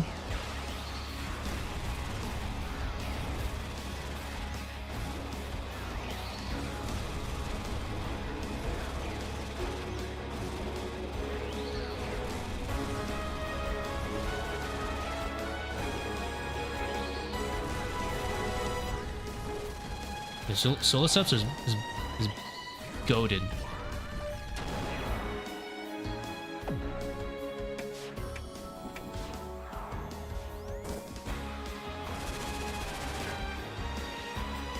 Sorry, mask negligible in general. It's still good for range Zebak if you want to bring it. Range Zebak isn't really worth it unless you bring Missouri masks though. Assuming you have like, you know, max mage. But overall, yeah. The thing is, if let's say Tbow was your best DPS or ZCB was your best DPS, definitely bring Missouri mask, because you know that's a bit different. When Shadow's your main DPS, Missouri and range switches in general become very low value. But if you're, you know, relying on range to be your actual DPS, like let's say you just got a ZCB, still bring Missouri mask. Crystal Helm too, you know. All that stuff is still very worthwhile to bring.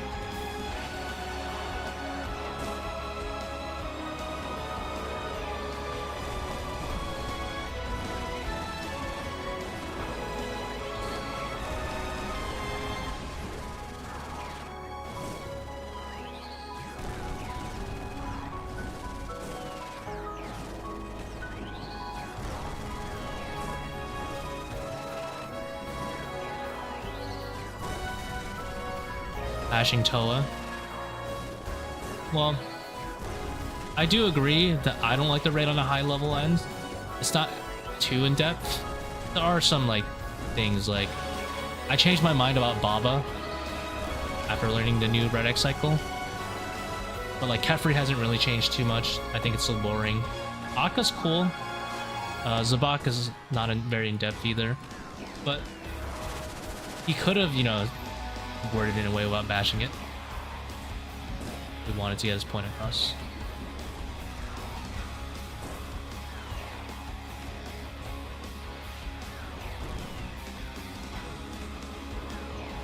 Yeah, exactly. Better choice of words would have been nice if he wanted to get his point across. Yeah, lack of depth, no worries. I know what you mean. Like, for me, I feel like the raid hasn't changed too much since 300, other than being very mechanically, like, practiced at it, you know? And then some other techniques that are already good in 300s simply become closer and closer to mandatory, such as butterflying, going from like 450s to like 500s, as an example. Like techniques you don't need to know in like a 300, you need to start needing to know in a 400, or not 400, like a 500 plus kind of thing. But overall, the actual raid hasn't really changed.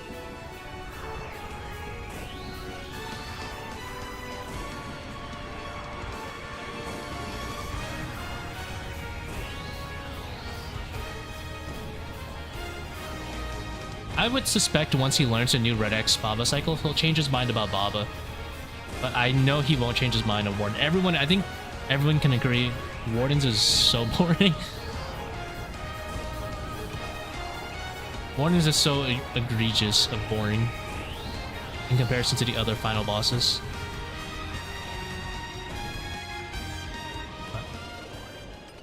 I digress. Hand over the shadow, Jagex.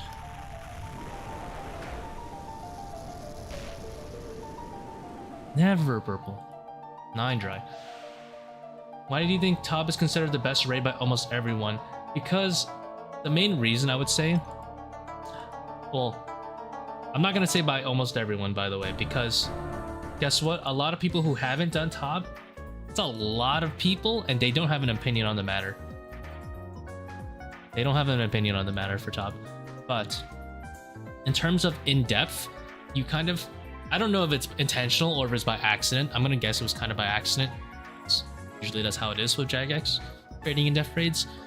It's that as you progressively get better at Tob, you end up actually kind of getting like new roles, and your whole team has to kind of work their way around how good you are. For example, like freezing at Maiden. Back in the day, for like the first like half year to year, the meta was to freeze like 1 in 3 and like 2 in 4. And then slowly people found out, oh wait, just freeze the whole thing 1, 2, 3, 4 for like North, right? That changes everything because now you don't need 4 freezes, you need 2. And then later on you start adding stuff like Vengeance and stuff like that. Bloat, people weren't bringing like Crystal Halley. Obviously now that we know how to do Bloat correctly, Crystal Halley's like huge. Everyone says it's like mandatory even for learners to bring, because it's like a huge difference between getting a 3rd down and a 2nd down, or you know, like 4 down and 3 down, whatever. And then being tick perfect is something you actually want with a scythe. You don't need it with a whip at P2. Yeah, like spellbook swap, all that stuff. Like those small things of getting better, really changing how you perform the raid, is something you don't see too much at ToA. ToA is kind of very simple on you. This is how you complete the mechanic, and all you need to do is know how to do this mechanic while always hitting the boss and not losing ticks. And there's not as much punish for missing the ticks in ToA. In ToA, there's no actual mechanical punish for missing ticks. It's just, oh, you're dealing less damage, by the way, that's it. In like Verzik, missing that tick means like you might get bounced, you know, or you might hit yourself at the Nilo Prince boss, or Zarpus kills you. You know, like there's a lot more punish on the TOB side when you mess up the mechanics, so it really kind of forces you to get better. Whereas ToA allows you to kind of stagnate. And I don't think that's something the high-level community likes, because being allowed to stagnate and be acceptable is not really, for them, cool, you know? Like, I don't think there's any spot where you actually get punished for like being like a takeoff or anything like that. ToA. Maybe a few spots, but not anything particularly like difficult. There's no rolls. That's another like huge thing. But anyway, I'm okay with. I would like for there to be invocations that are like solely more team-based, like medic, although not as aids as medic. But you know, some invocations that like encourage rolls Be nice. Like a freezer, you know, Avenger stuff. Although these days it's a spellbook swap.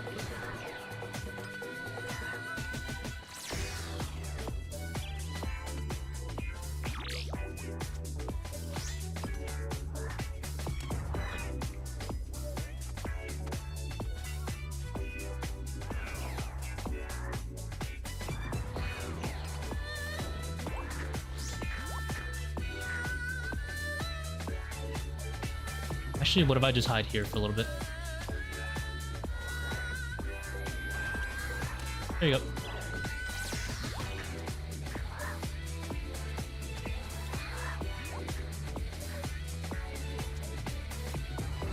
I should kill these majors first.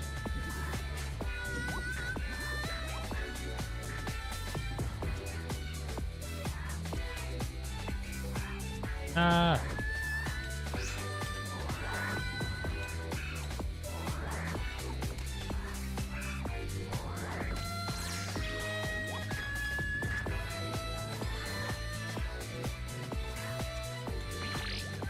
Ooh, a twofer. Twofer's always cool.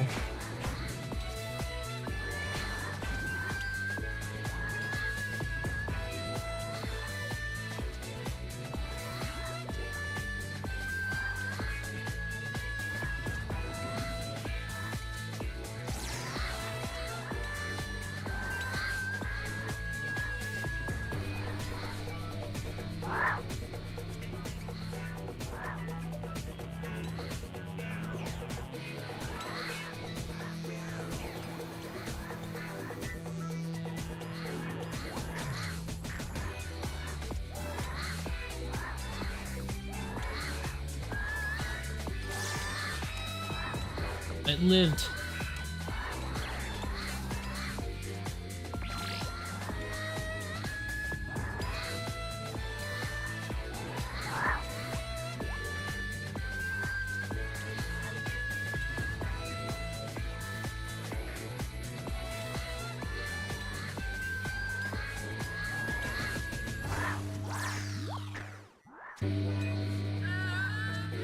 Oh, I trolled his meleeer. Should have died earlier. Well, at least I one-shot it.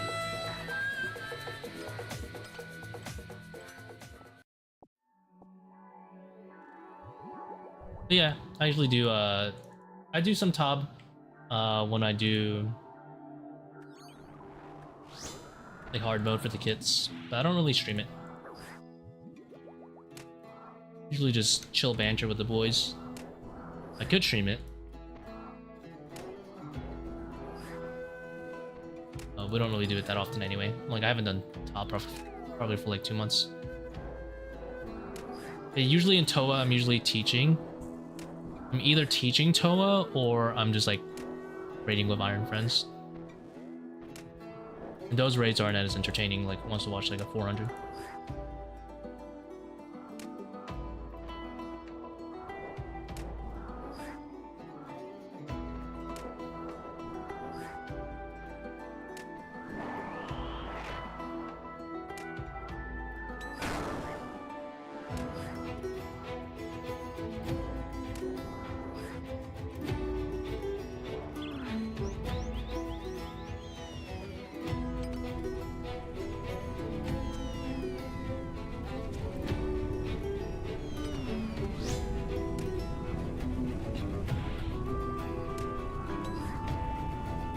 Oh, early baboons, this is the worst.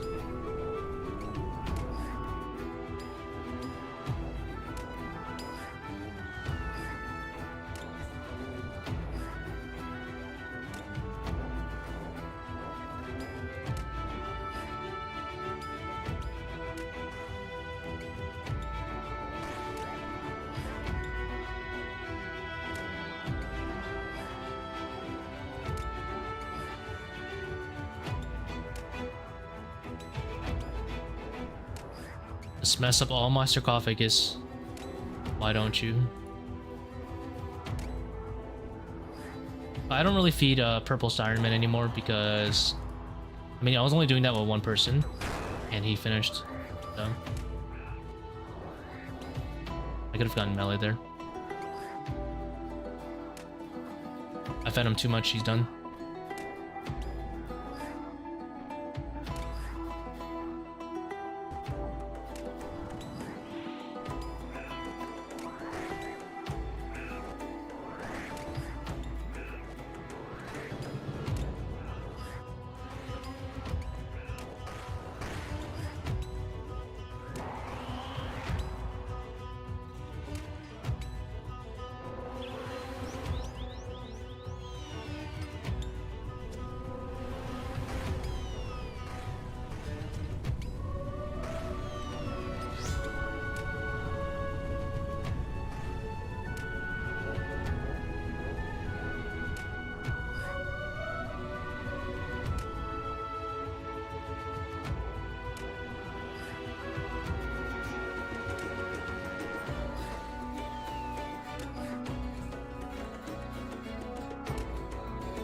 No problem, Lauren. Thanks for stopping by regardless.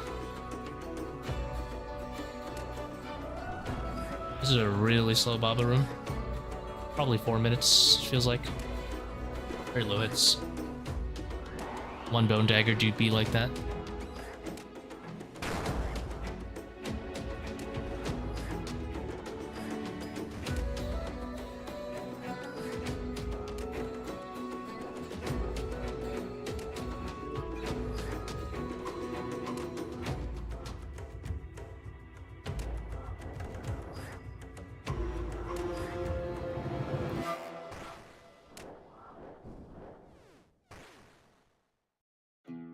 Yep, 4 minutes, pretty much.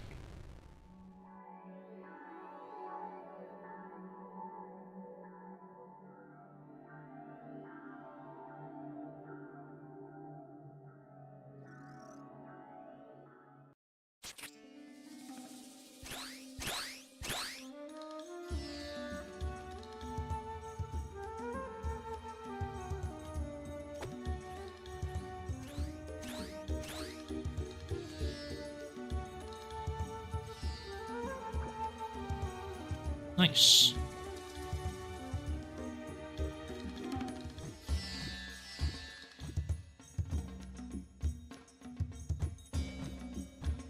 I don't know if that's fast. Is that fast? That doesn't look that fast.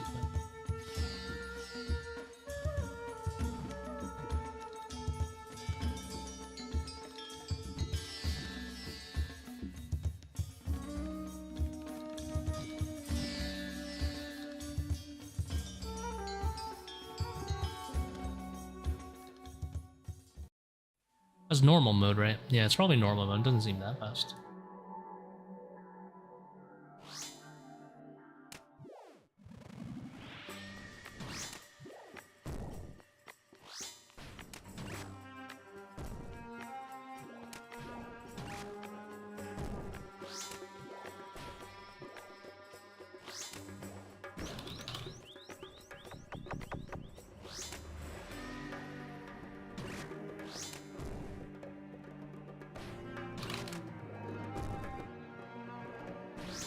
I think that's just an average 5-man, to be honest.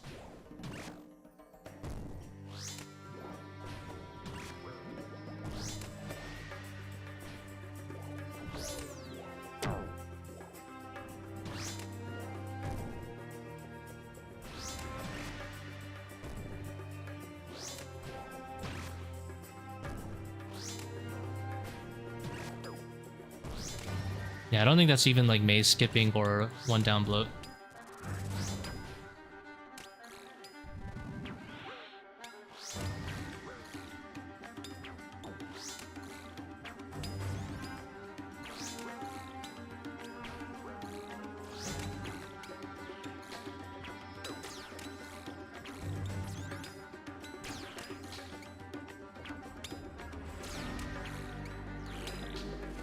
Not even Grandmaster time. Oh shit.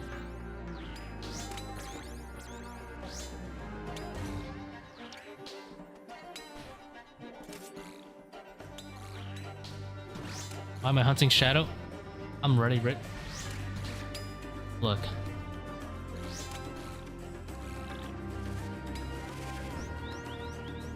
Look.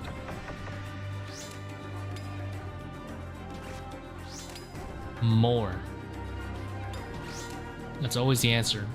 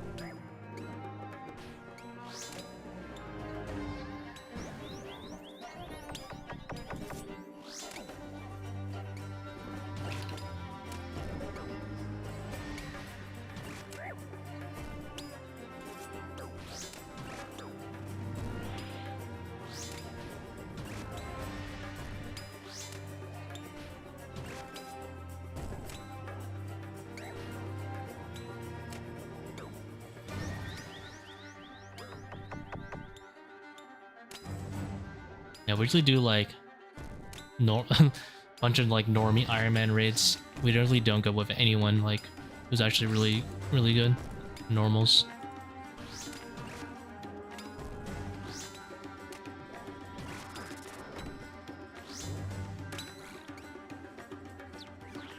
Straight up learners.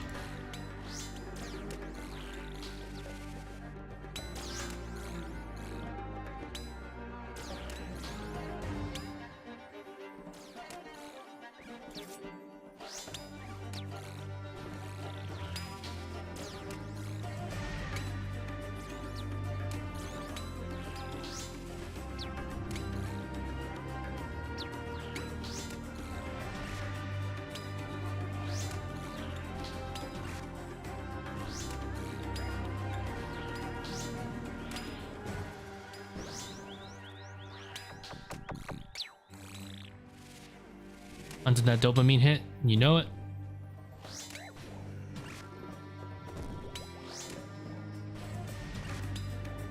Gotta feel something these days. This is real dopamine about to come up. You see these agiles? They're about to get the business.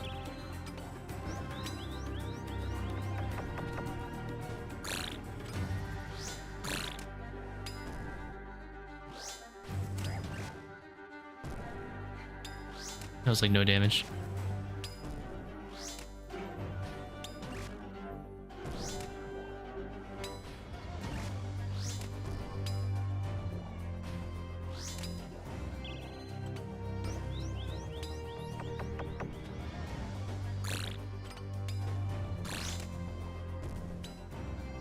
How'd your Blood Torva experience go? Struggled a bit with Leviathan when I first did it, because I wasn't aware of how far ahead you can move for the orb, the little jellyfish thing. But I think I understand a lot better now. Duke was really easy. Whisper was really easy as well.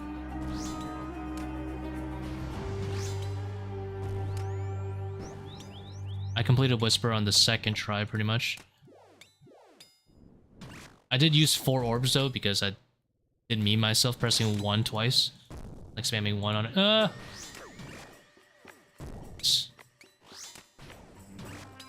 Misclicked.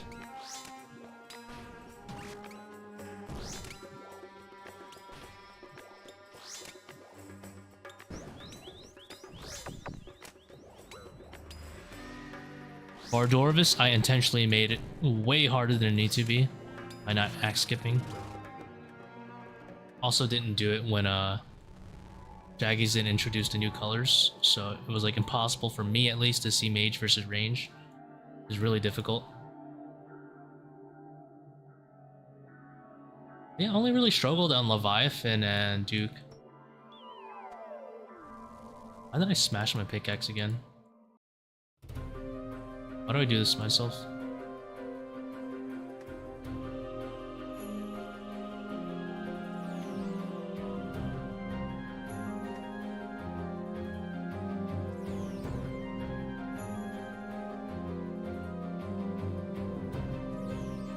Oh my lordy, don't look at me. took that.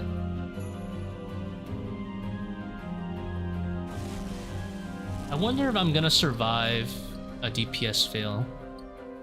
Oh.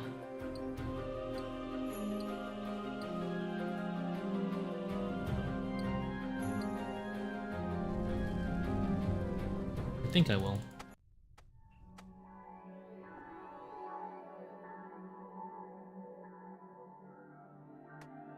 Do this.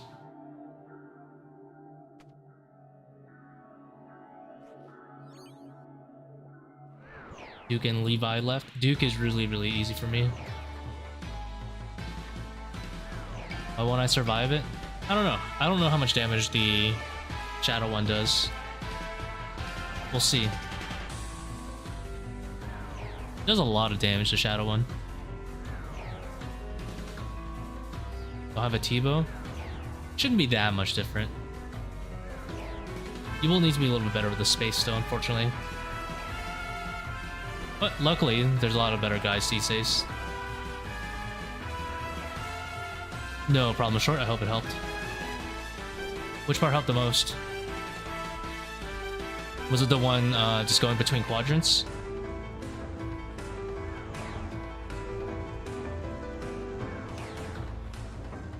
Maybe it was when I was pinging the tiles. I assume that's what you're talking about.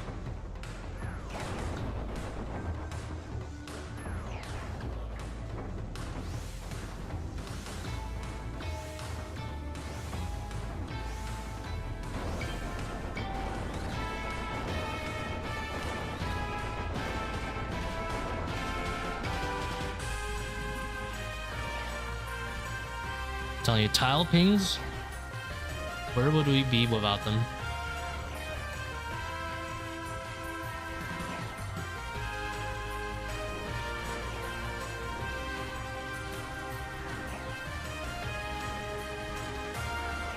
Like, I still have some work myself to do on transitions. But I'm glad I learned some.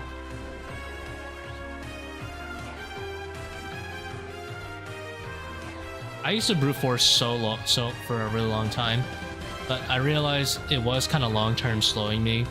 I was like, you know what? I'll learn it. Actually worth. It's not that bad though, like, especially with webweaver. Oh boy, if I end up having to webweave, I'm very sad.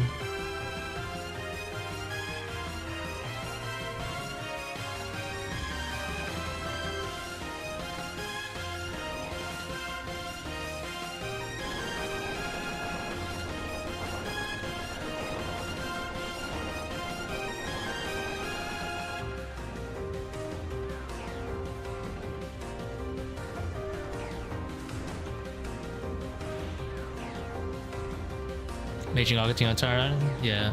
Those kills always really fast. Always real fast. Although I did have a kill where I had to mage Akka, a webweaver Akka to death. That was so annoying. To do it from 40% to 0%. But it was still sub 6, so.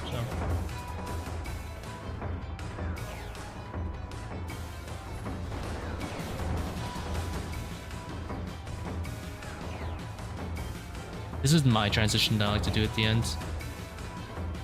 I do lose a tick though. Yeah, it was like 22 of Akka's attacks. So that's like 40 something webweavers. You realize he could be guided like this? They probably realized it and that's why he has like funny pathing. A little bit. But I guarantee you they probably did not intend Butterfly to be this good.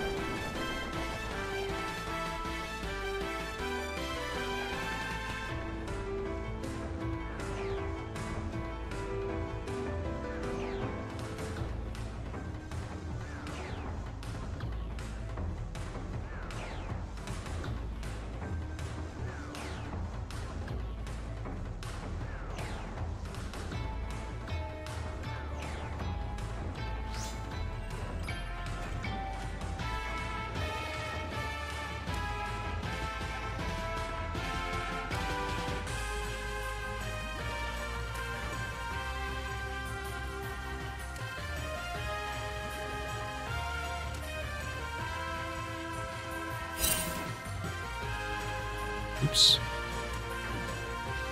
Oh. That was the third hit. Wasn't paying attention.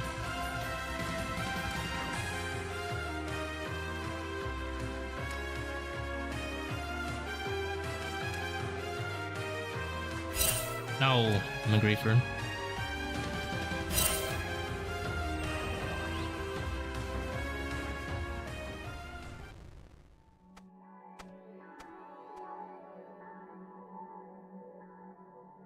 They probably didn't plan on anyone doing above 500 for like ever. Now it's just meta.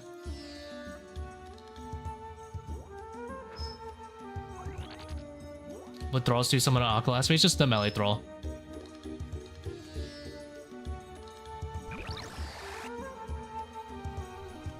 Any drops tonight? Nah, we are 9 dry right now. A little depressing. Which is only like around double rate, a little under double rate, so it's not that bad.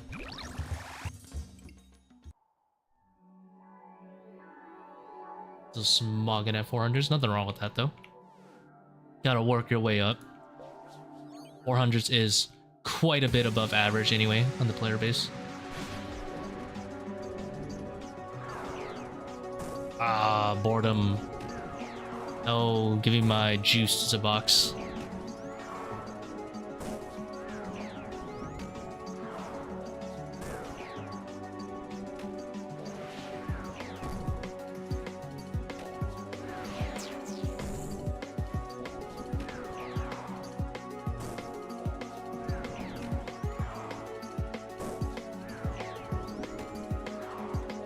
Got a shadow. Ooh, rats.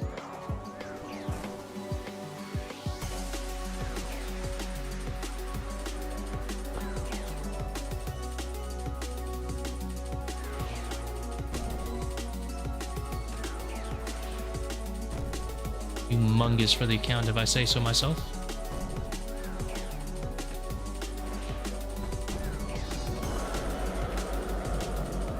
Yeah, I was on 361 until the world crashed, and then I hopped off of it. Break Fang Blower, is that you? I was calling you a beast. The regular Fang Glorva. If you're not salted, may I ask, why would you not be salted?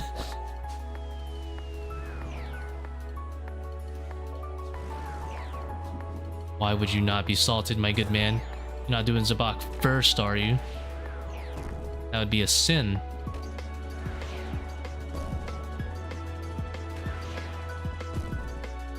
Ah, so you're a sinner. I'm gonna need you to stop sinning. Say it ain't so.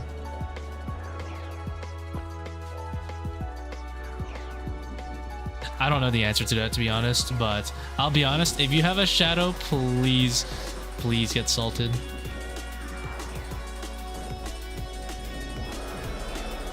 Why Baba first? Yeah. The simplest explanation is that super combats bring you to 118. Salts bring you to 125, right? So the difference between 118 and 125 is only 7. Not only that, for the Fang, it's only like a difference of 2 max hits. However, the difference between, let's say, a saturated heart or a ranging potion, whichever you're deciding to do Zebak with, Ranger Mage, is a whole 13 levels in comparison, and the difference for Shadow especially is massive. It's a stupid amount of max hits that you're missing out.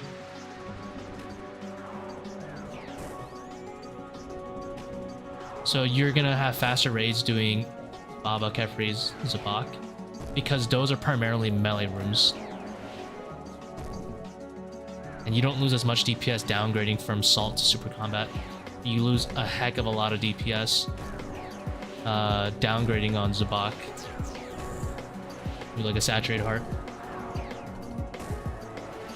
Then you grew up. I like level 4 Zebak. It's so much more fun. So much easier to flick for me.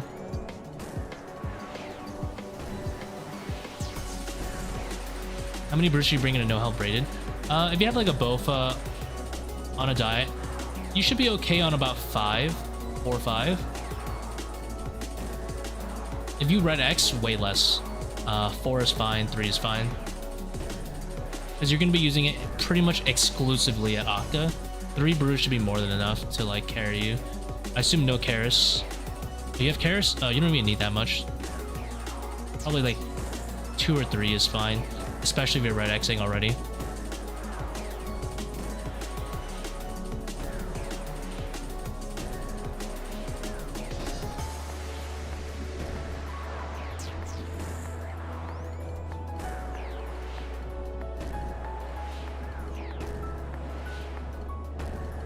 It's not dead.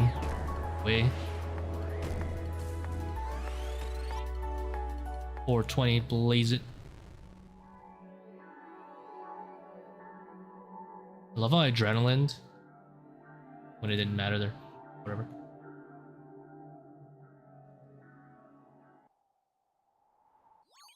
Usually spec much or sit on extra. I usually use the whole thing well, whether it's for overhealing and stuff, but I kind of forgot there. I had 100 specs, so what I should have done was adrenaline, sceptre, and then sun again later. But oh well, we forget it.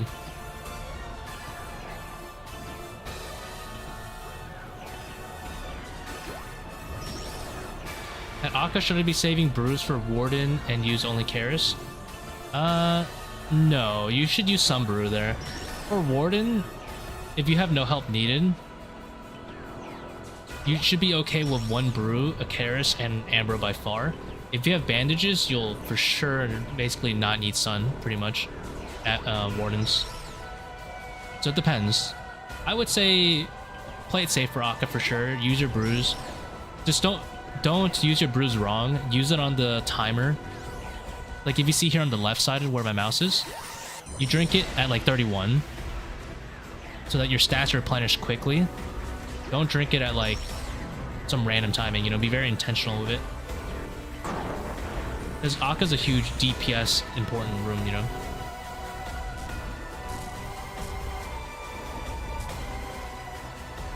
So like, you do want to heal up and be safe, but you don't want it to compromise your DPS. You said you have Shadow, right? Bowfoot tried. No, you said Bowfoot tried. Never mind. Someone else says they have Shadow. But if you want a decent example raid, you could try the 400 video I have. If you want an alternative method to it, because you're not confident getting sub 35, as much as I hate Overlords, it's an okay alternative that'll slow your raid down by about a minute, maybe a minute and a half. But it'll allow you to downgrade to soft core and soft core plus 40 timer, and then you should be able to for sure reach that instead.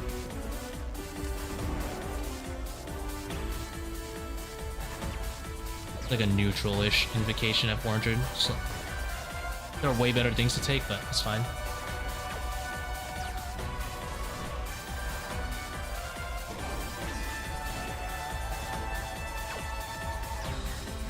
If you splash the sceptre, yeah. These days, I pretty much always sceptre with adrenaline on when I'm running overly draining. I always like to have 2 attempts.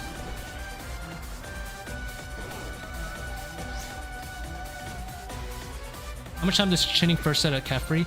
I assume you're talking about Overlords level 2, right? Because that's the same thing I'm running.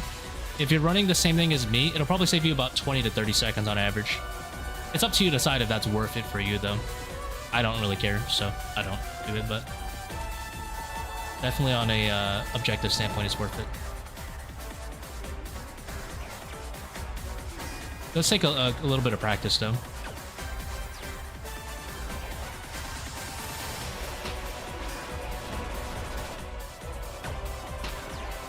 Sometimes you need to Karis twice at P1. That's what I have the bandages for, personally. I would prefer to never Karis twice, which is why I have bandages. Karis once with bandage is fine, too. And then bandage again at Wardens, whether at P4 or at P2. Lowest point swarming? A very minor bit. Not anything very significant. I've tested it a little bit more. It's pretty much the same thing. Make points per hour. Or just do Overlords like you said in this case.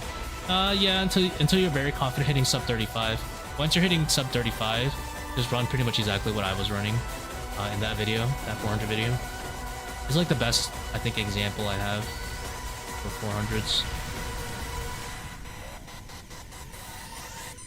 Is it? Let's go. This rate's kind of slow though. 31 minutes here. Fast one is about 28.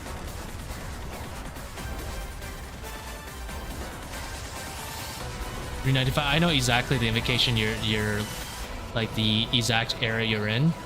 You can try Overlords and softcore. Overlords plus softcore will get you straight to 400 with the 40 timer. That's not that bad. Like, as inefficient as it is, it's not the worst thing. It really isn't that bad. We're talking probably like less than like 5% loss in purples per hour, but it makes the raid a lot easier. So like, it's up to you. I think it's fine. At some point, you have to get used to Overlords anyway when you're doing like higher raids. So. No help needed? Yeah. For sure you should have no help needed. Unless you're trying to practice something very specific like double trouble keep back, I would say try to always have no help needed. No help needed with the bandages is really chill. The bandages really solve everything for... As an alternative, if you'd rather not have the bandages, you could always have Ancient Haste off, but I am a huge believer in no help needed plus bandages for 400. I think it's extremely chill. As far as it goes for a new update, well, I think it's possible to do...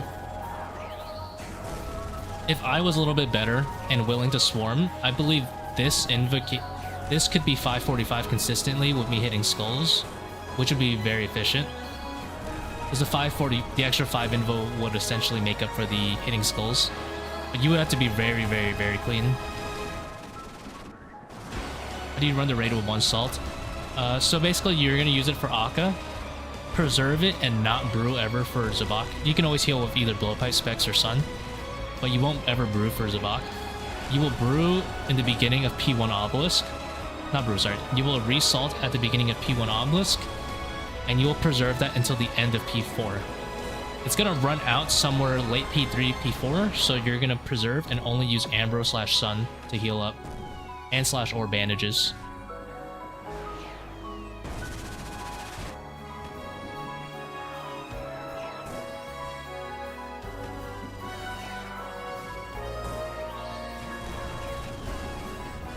But I have been considering 545.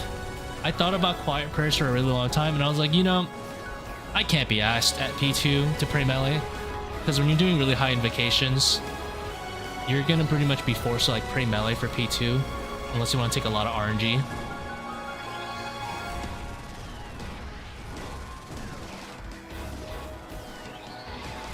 Pathmaster simply isn't worth it. I feel like it's way too troll to go Pathmaster if we're talking money raids. And I don't really care about the flex of doing like 600, so I just look for the most efficient money raid. Yeah, like quiet prayers level 4 is about absolutely not. I think this is the best thing we're gonna get to, other than doing 35 timer. 35 timer is a cool goal to work toward anyway. Get better at the raid. No sun, so you have to use band. Yeah, that's fine. In the 400s video, I bring a sun Karis, but I don't actually end up specking with it a single time. So it's a good example of a raid.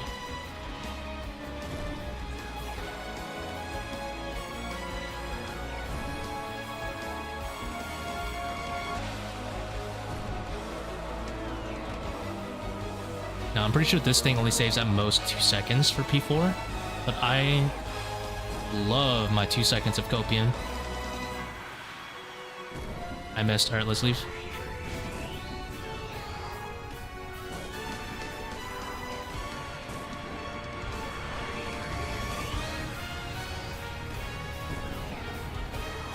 No, the power twice is my 500s video. I was talking about my 400s. I have a 400s Bofa video. I kind of want to do a raid where I don't heal at all. Oh, I didn't even notice that prayer was off. Where I do on a diet plus dehydro. And I don't bring the Sun Carrots either. I kind of want to try that. I would basically be healing with SGS and Redemption only though.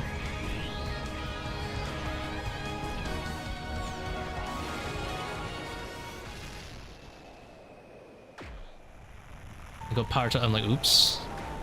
Yeah, that was a bit of an incident. Please 10 dry. Good game. Terrible game.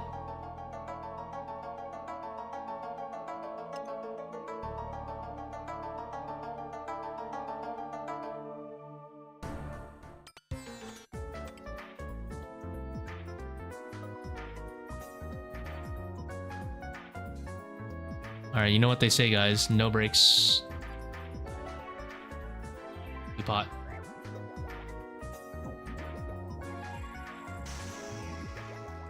The reward streak. I think I would cry. I think I would cry myself to sleep if I got 3 wards. I hate wards so much. I get so mad. My log? Yeah, I'll type it in chat instead.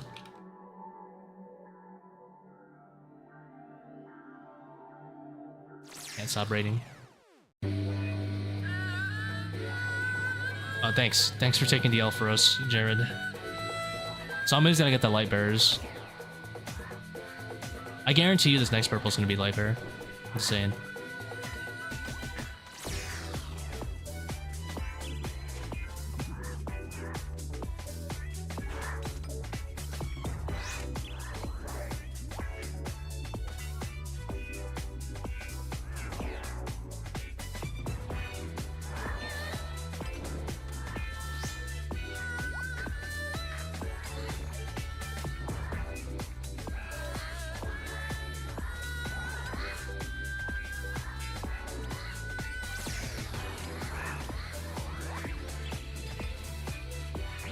I trusted my thrall a lot there.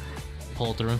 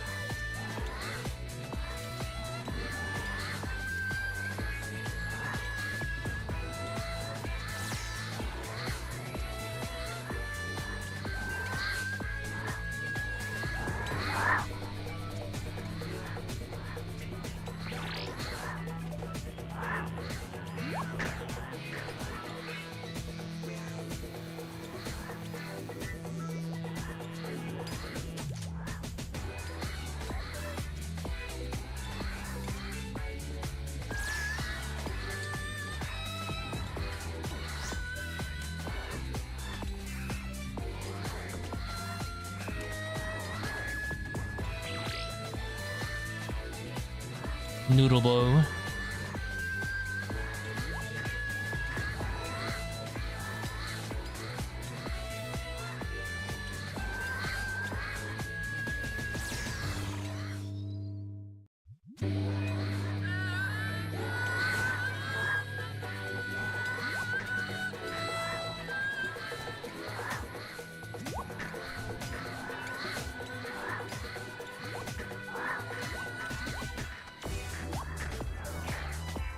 One. I'm too lazy to switch. This is like my slowest monkey room in a while.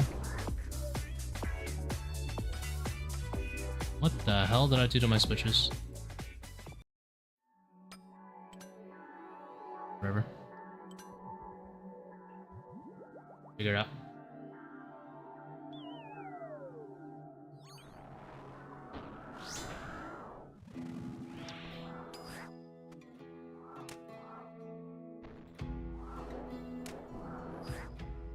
Are you getting to midnight? Just chat that you wanted to be invited to the clan. One of the clan leaders can invite you. Whoa. Oh, there's a boulder in him. That's why he can't next right now.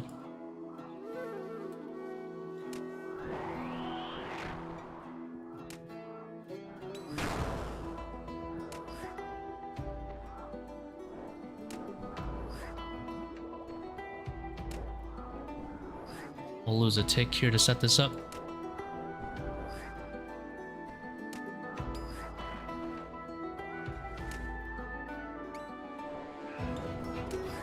I think they have it on basically just like tell whoever you want to get in.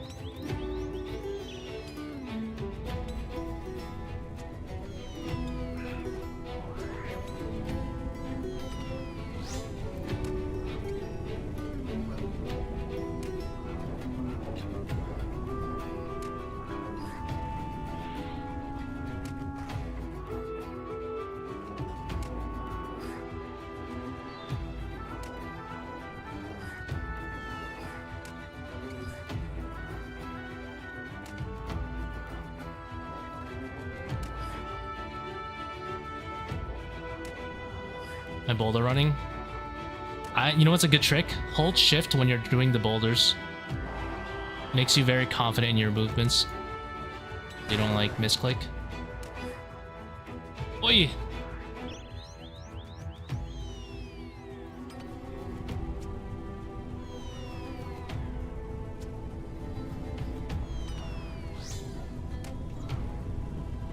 Please slow shadow.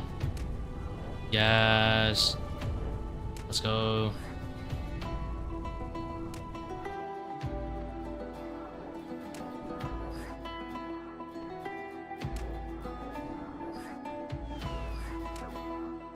Mistakes were made.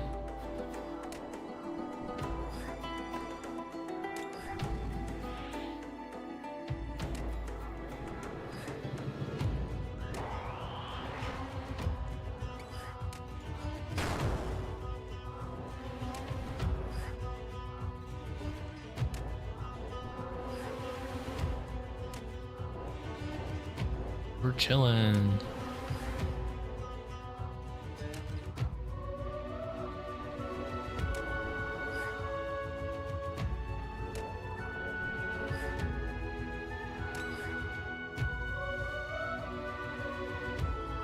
Whew. Look at those bobbers.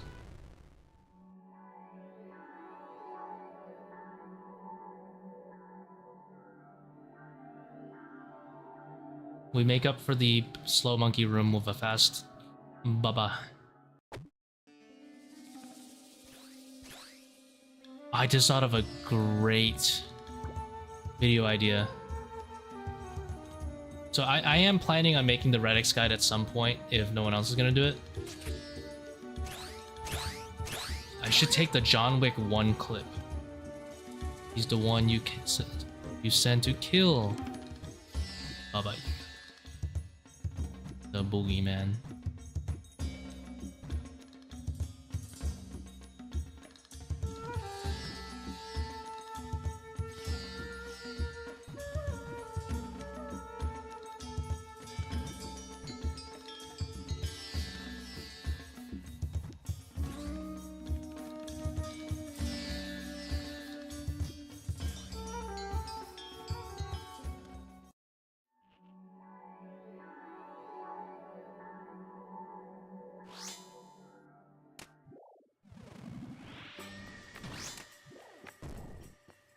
MC.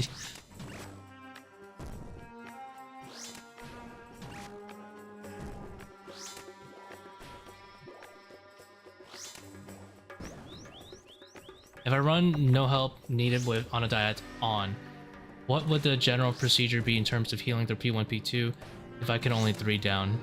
I have Keris. For sure, tank to 75. And then what I would say is Keris for the first one. With adrenaline on.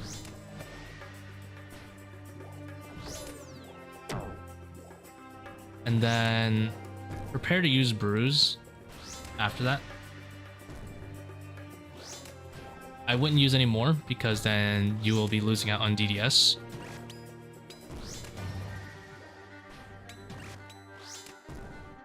You do want to make sure you only stun at most once. Otherwise, you're gonna like dip into like your DDS stockpile at that point. Not a good idea.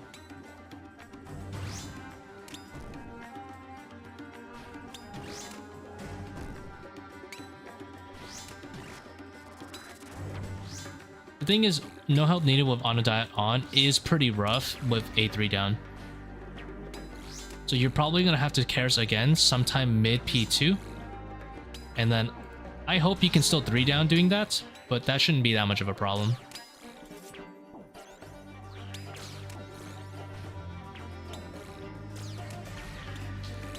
Because you're just basically going to dump your specs in the first phase and then kind of start holding for Sun after that.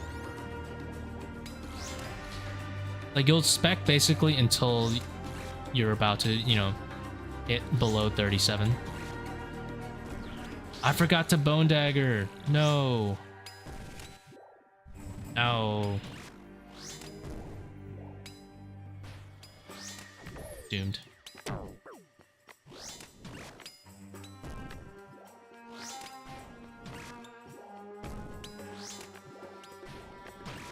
Bone Dagger never hits for me on Kephri. Are you doing it right after, There is a very short period to do it, so when she's waking up from healing from all the swarms, that's when you're supposed to do it.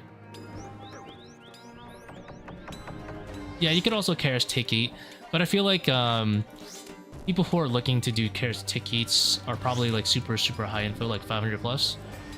I figured it's probably not worth mentioning to someone who's trying to just do a 400, you know? No offense, like 400 is not low or anything, but I don't think it's an appropriate technique to learn yet at 400. Just take the bandages. Just saying. Bandage gang. Going bandage gang. Is there defense regen after every shield? I believe it stays on the same defense until you break shield, actually. So, like, if I Bone Daggered earlier, I would have had the defense reduction for this entire shield and the next shield.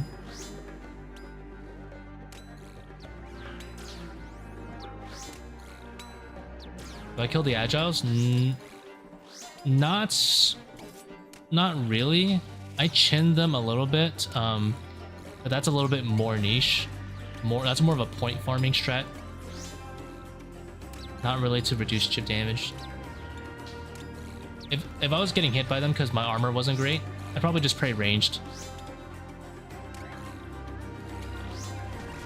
Scepter's also really good at the very beginning of Kephri.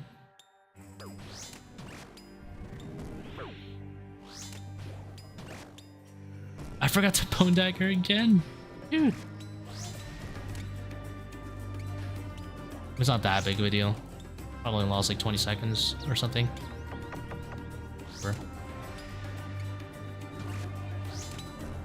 3 and 2. 1. Oh, I have a trap scarab here.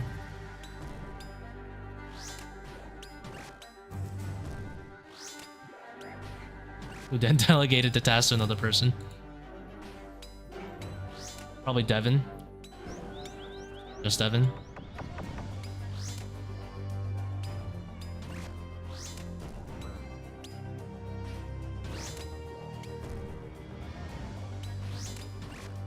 Which tile does the scarab see you? It sees me on this line. So if I go 1 north, it'll see me. Ostresso. Oh, can... I think I'm the same rank or higher than Ostresso. Can he invite too?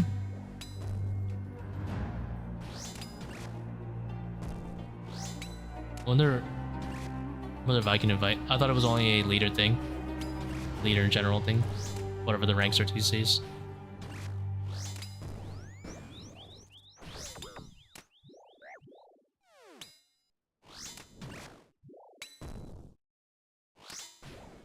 Sceptre Kephri start with no overly draining next.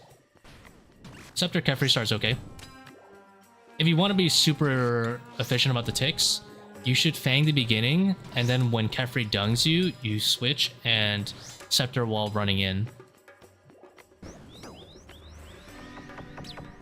Only for the east side. If you're on the northwest side, does he see you? Yeah, it'll see me. It'll see me on this entire line. The way I have it set up is so he doesn't see me like here.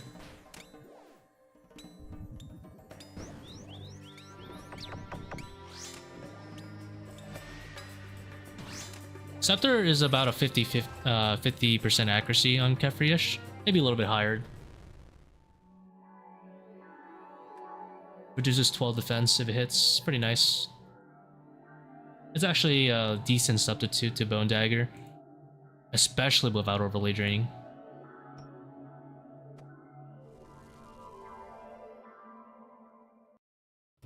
Same thing for Baba. If you don't have a Bone Dagger, just use like a Sceptre. EGS is a little bit better, but not by too much. I remember doing the math, and it was like actually pretty much equivalent when you account for the fact that Sceptre you can do while running into Baba. Oops, got beamed.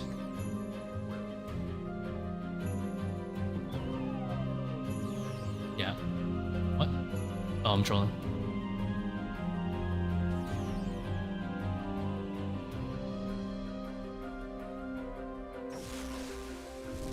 You're seeing how good salts are? I know, right? Sceptre gang. Gang. Oh no. Been overtaken by the TikTok. Leave it. There's a fine line between ironically and unironically running this in gang. All over it.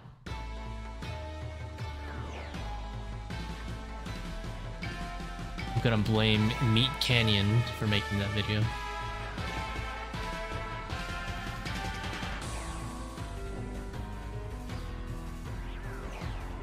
The Sceptre is goated. Honestly, I have sometimes considered... Oy. Alright. I have sometimes considered taking some real switches and banking the Bone Dagger. And then just using Sceptre for both Baba and Kephri. But I think it's slightly worse. Just slightly.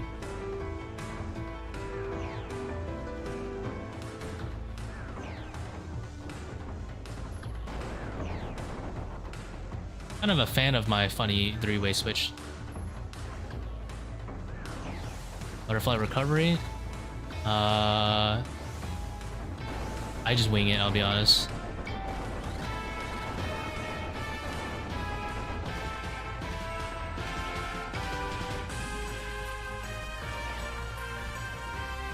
I just like skip a hit.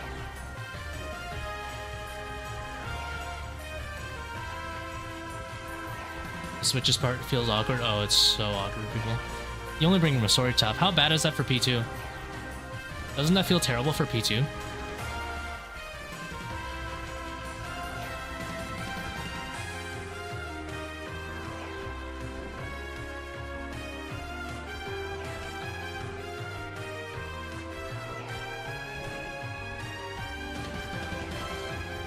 The travel time? Yeah, it's a tick slower. It's not as bad as Bofa, though. Bofa is really slow. I know it probably doesn't make a difference doing like a one-way or two-way or monkey room, but I thought it would be pretty bad for P2 not having Masori pants. It makes sense that it's not that bad.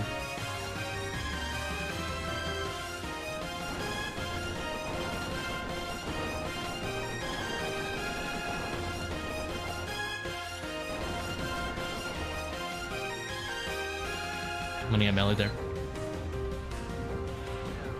I underestimated my tick. Thought I would have tacked just a little faster than that. Yeah, you're probably only losing like at most like 2 more shots than me is my guess.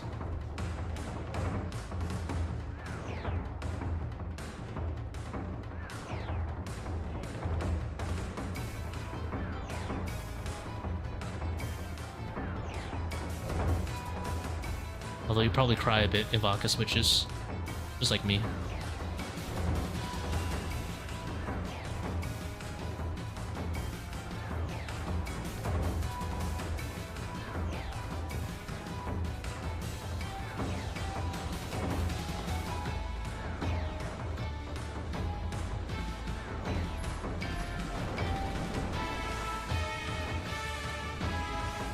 Are you on time most of the time? Oh, I never missed the 40 timer. Either I die or I complete the raid. Simple as that. I will never not make time.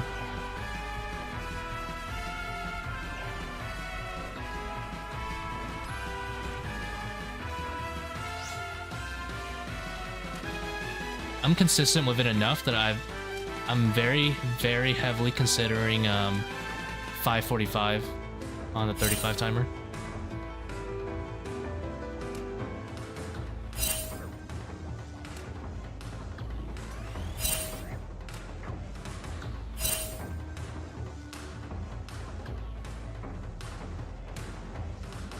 Yeah, like whenever I miss it, it's because I'm skull skipping usually.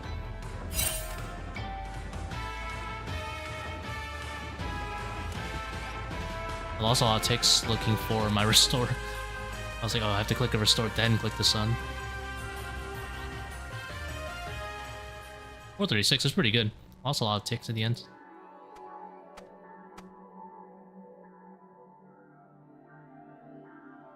Yeah, I'm usually around 35. I'm sure if I skull skipped, I'd be just scratching sub 35 consistency. So I've been testing it a little bit.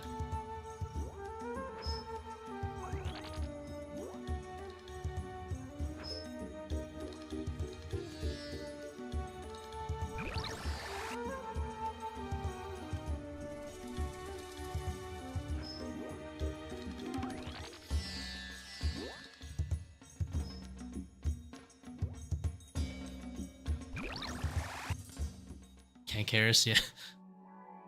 Don't worry, I died maybe like 20 raids ago to that. I got re-humbled. I always go through a phase of humbling and unhumbling. Like recently I didn't heal at 49 HP. I got double hit in like 2 ticks. Now I'm back onto basically like just overly like drinking that thing like twice.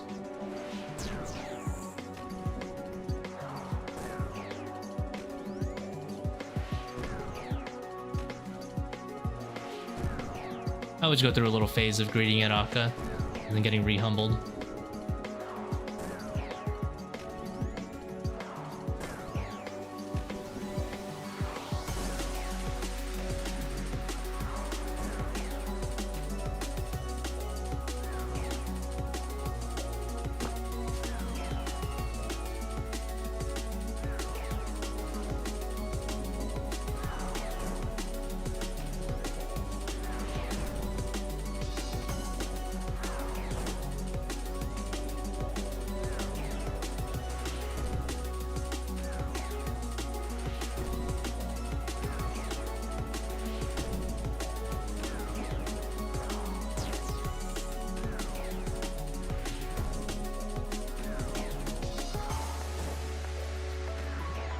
Yeah, I really like this flick cycle.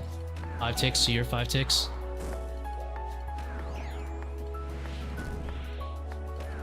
Oops, misclicked. 51.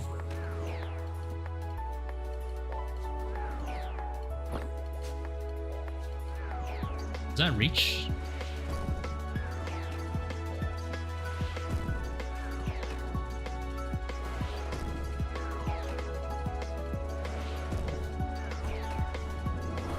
To sub your side. It's okay. No worries. No worries.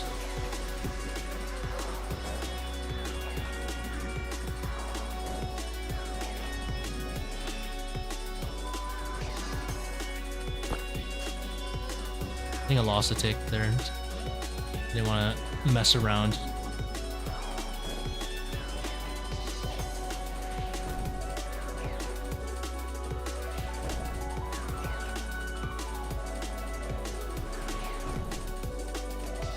Tick.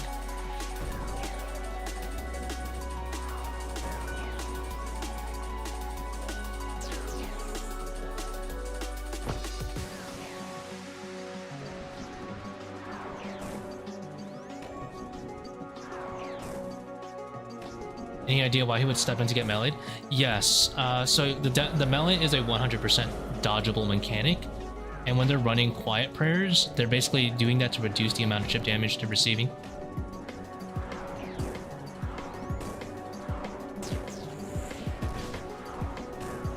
We do a little copium spec on the re-reduce.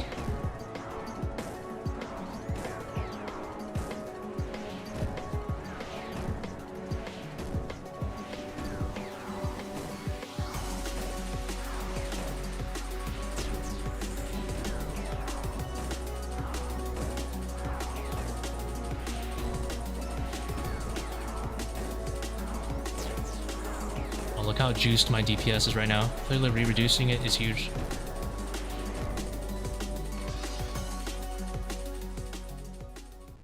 You know if it's better to learn how to flinch tecton or do the runaround method? Flinching, like the back and forth, is only for 3-tick and 6-tick weapons. So if you're using anything like a mace or a scythe, you want to learn the runaround method instead. I'm not very good at it, so I wouldn't be able to give you tips and tricks other than the runaround method's better.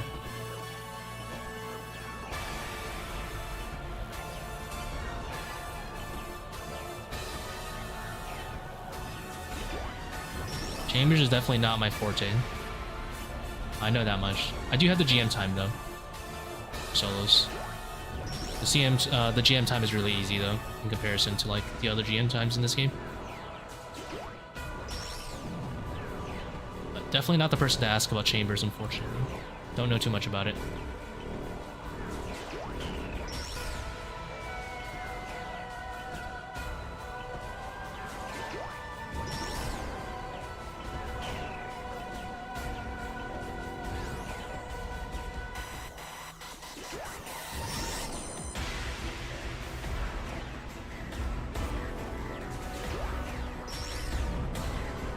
This one I do it as I do 2 shadows, and when I would have done my 3rd shadow, I sun.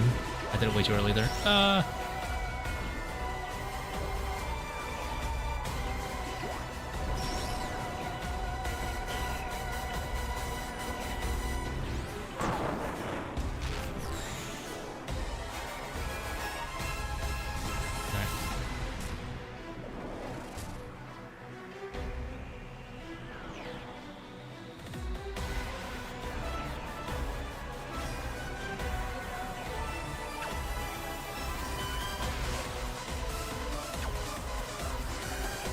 Prepped.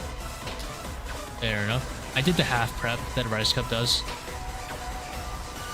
where I just like grab the mushroom from Mutadal and the juice from Vasa and use those.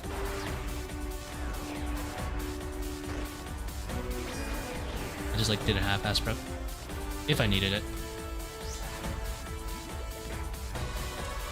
Actually, I got the GM time back in the day with Sang, so back in the day I didn't need that stuff. But now that I shadow run, I do need that stuff. Bad.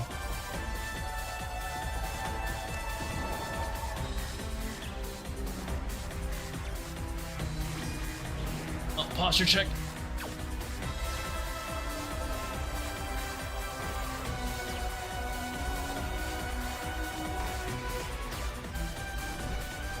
Did you know that Warrant can only do special attacks on the mage animation?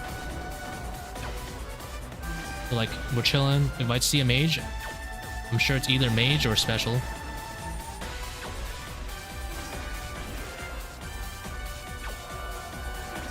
In terms of like prison throw and like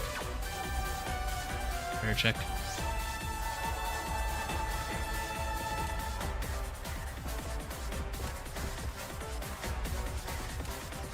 How come I use these tiles instead of the standard ones? It's more AFK for the attack that comes at you diagonally.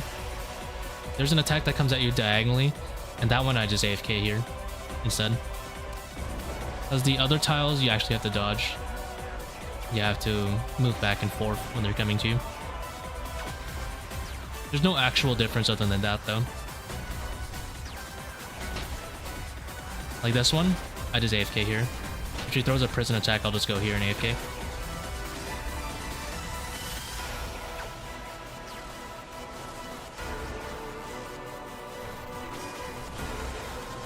Just easier to do.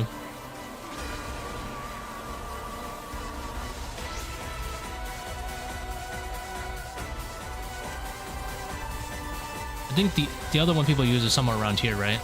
They have to go back and forth like that. I can't be asked.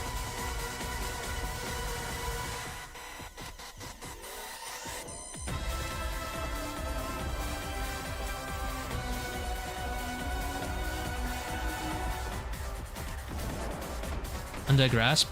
There, I just wanted to use it as a last hit. Undead Grasp has shorter projectile time than a Shadow last hit, but obviously it hits really low. Oops. So if it's just like a 1 HP thing, I'll use Undead Grasp instead. Super, super minor. Like, you'll save literally like 1 second.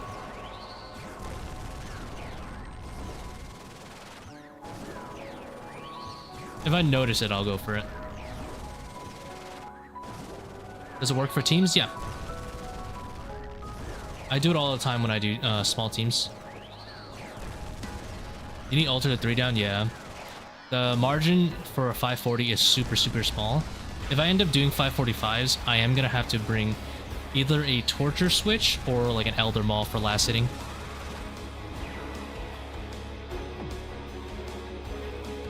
This raid, it's 30 minutes by the time I got to 80%, so for sure, this raid, if I didn't do skull skip, I get 35, sub 35 without a shadow of a doubt.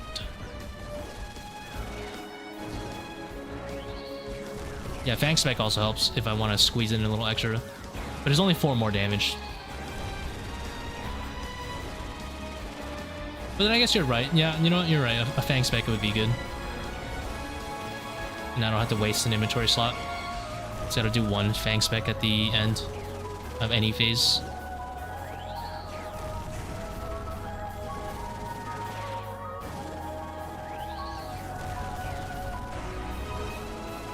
Don't meme me, Thrall. Don't meme me. Nice.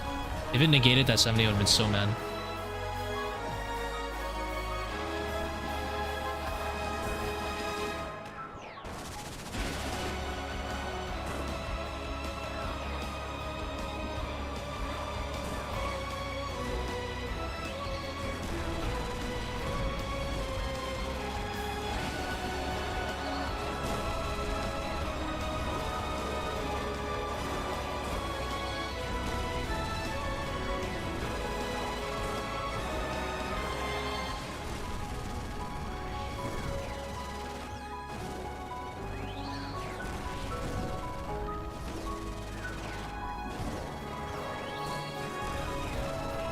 Skull skipping gives? For this raid, it gives you about 0.8 drop rate. 0.8%. Costs you about an extra minute on average. Minute and like 20 seconds.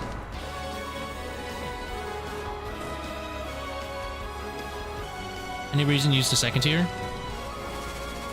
No.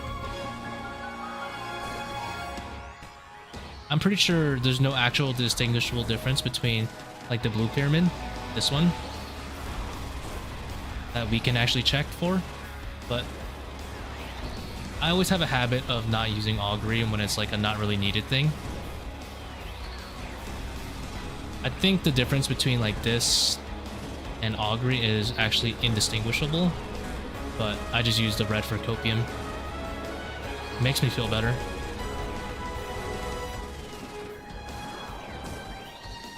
It's a balance between feeling bad not using the best prayer and still conserving prayer as a good habit.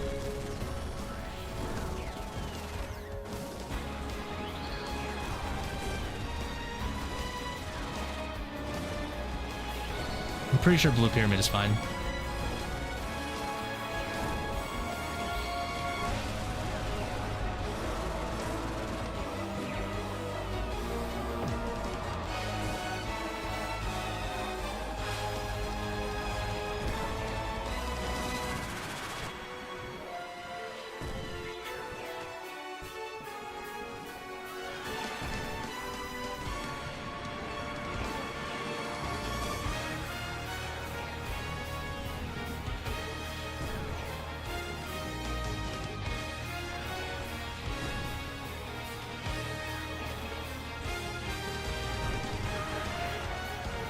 Yeah, augury for sure is super draining.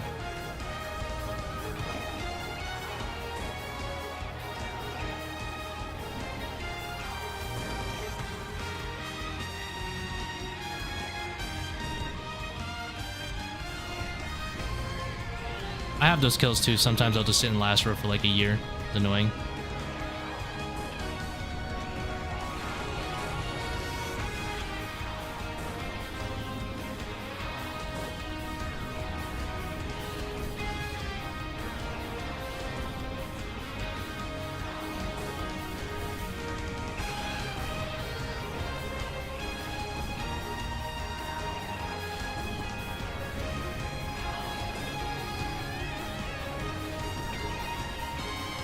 I have 4 rows left. Sub 35 anyway. What's skull skip?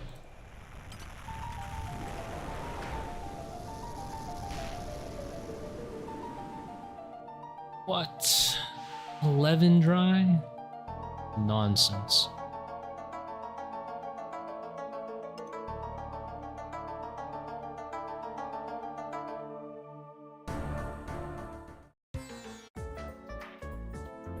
I'm sorry to be a disappointment today, sure, but we are dry. We are dry.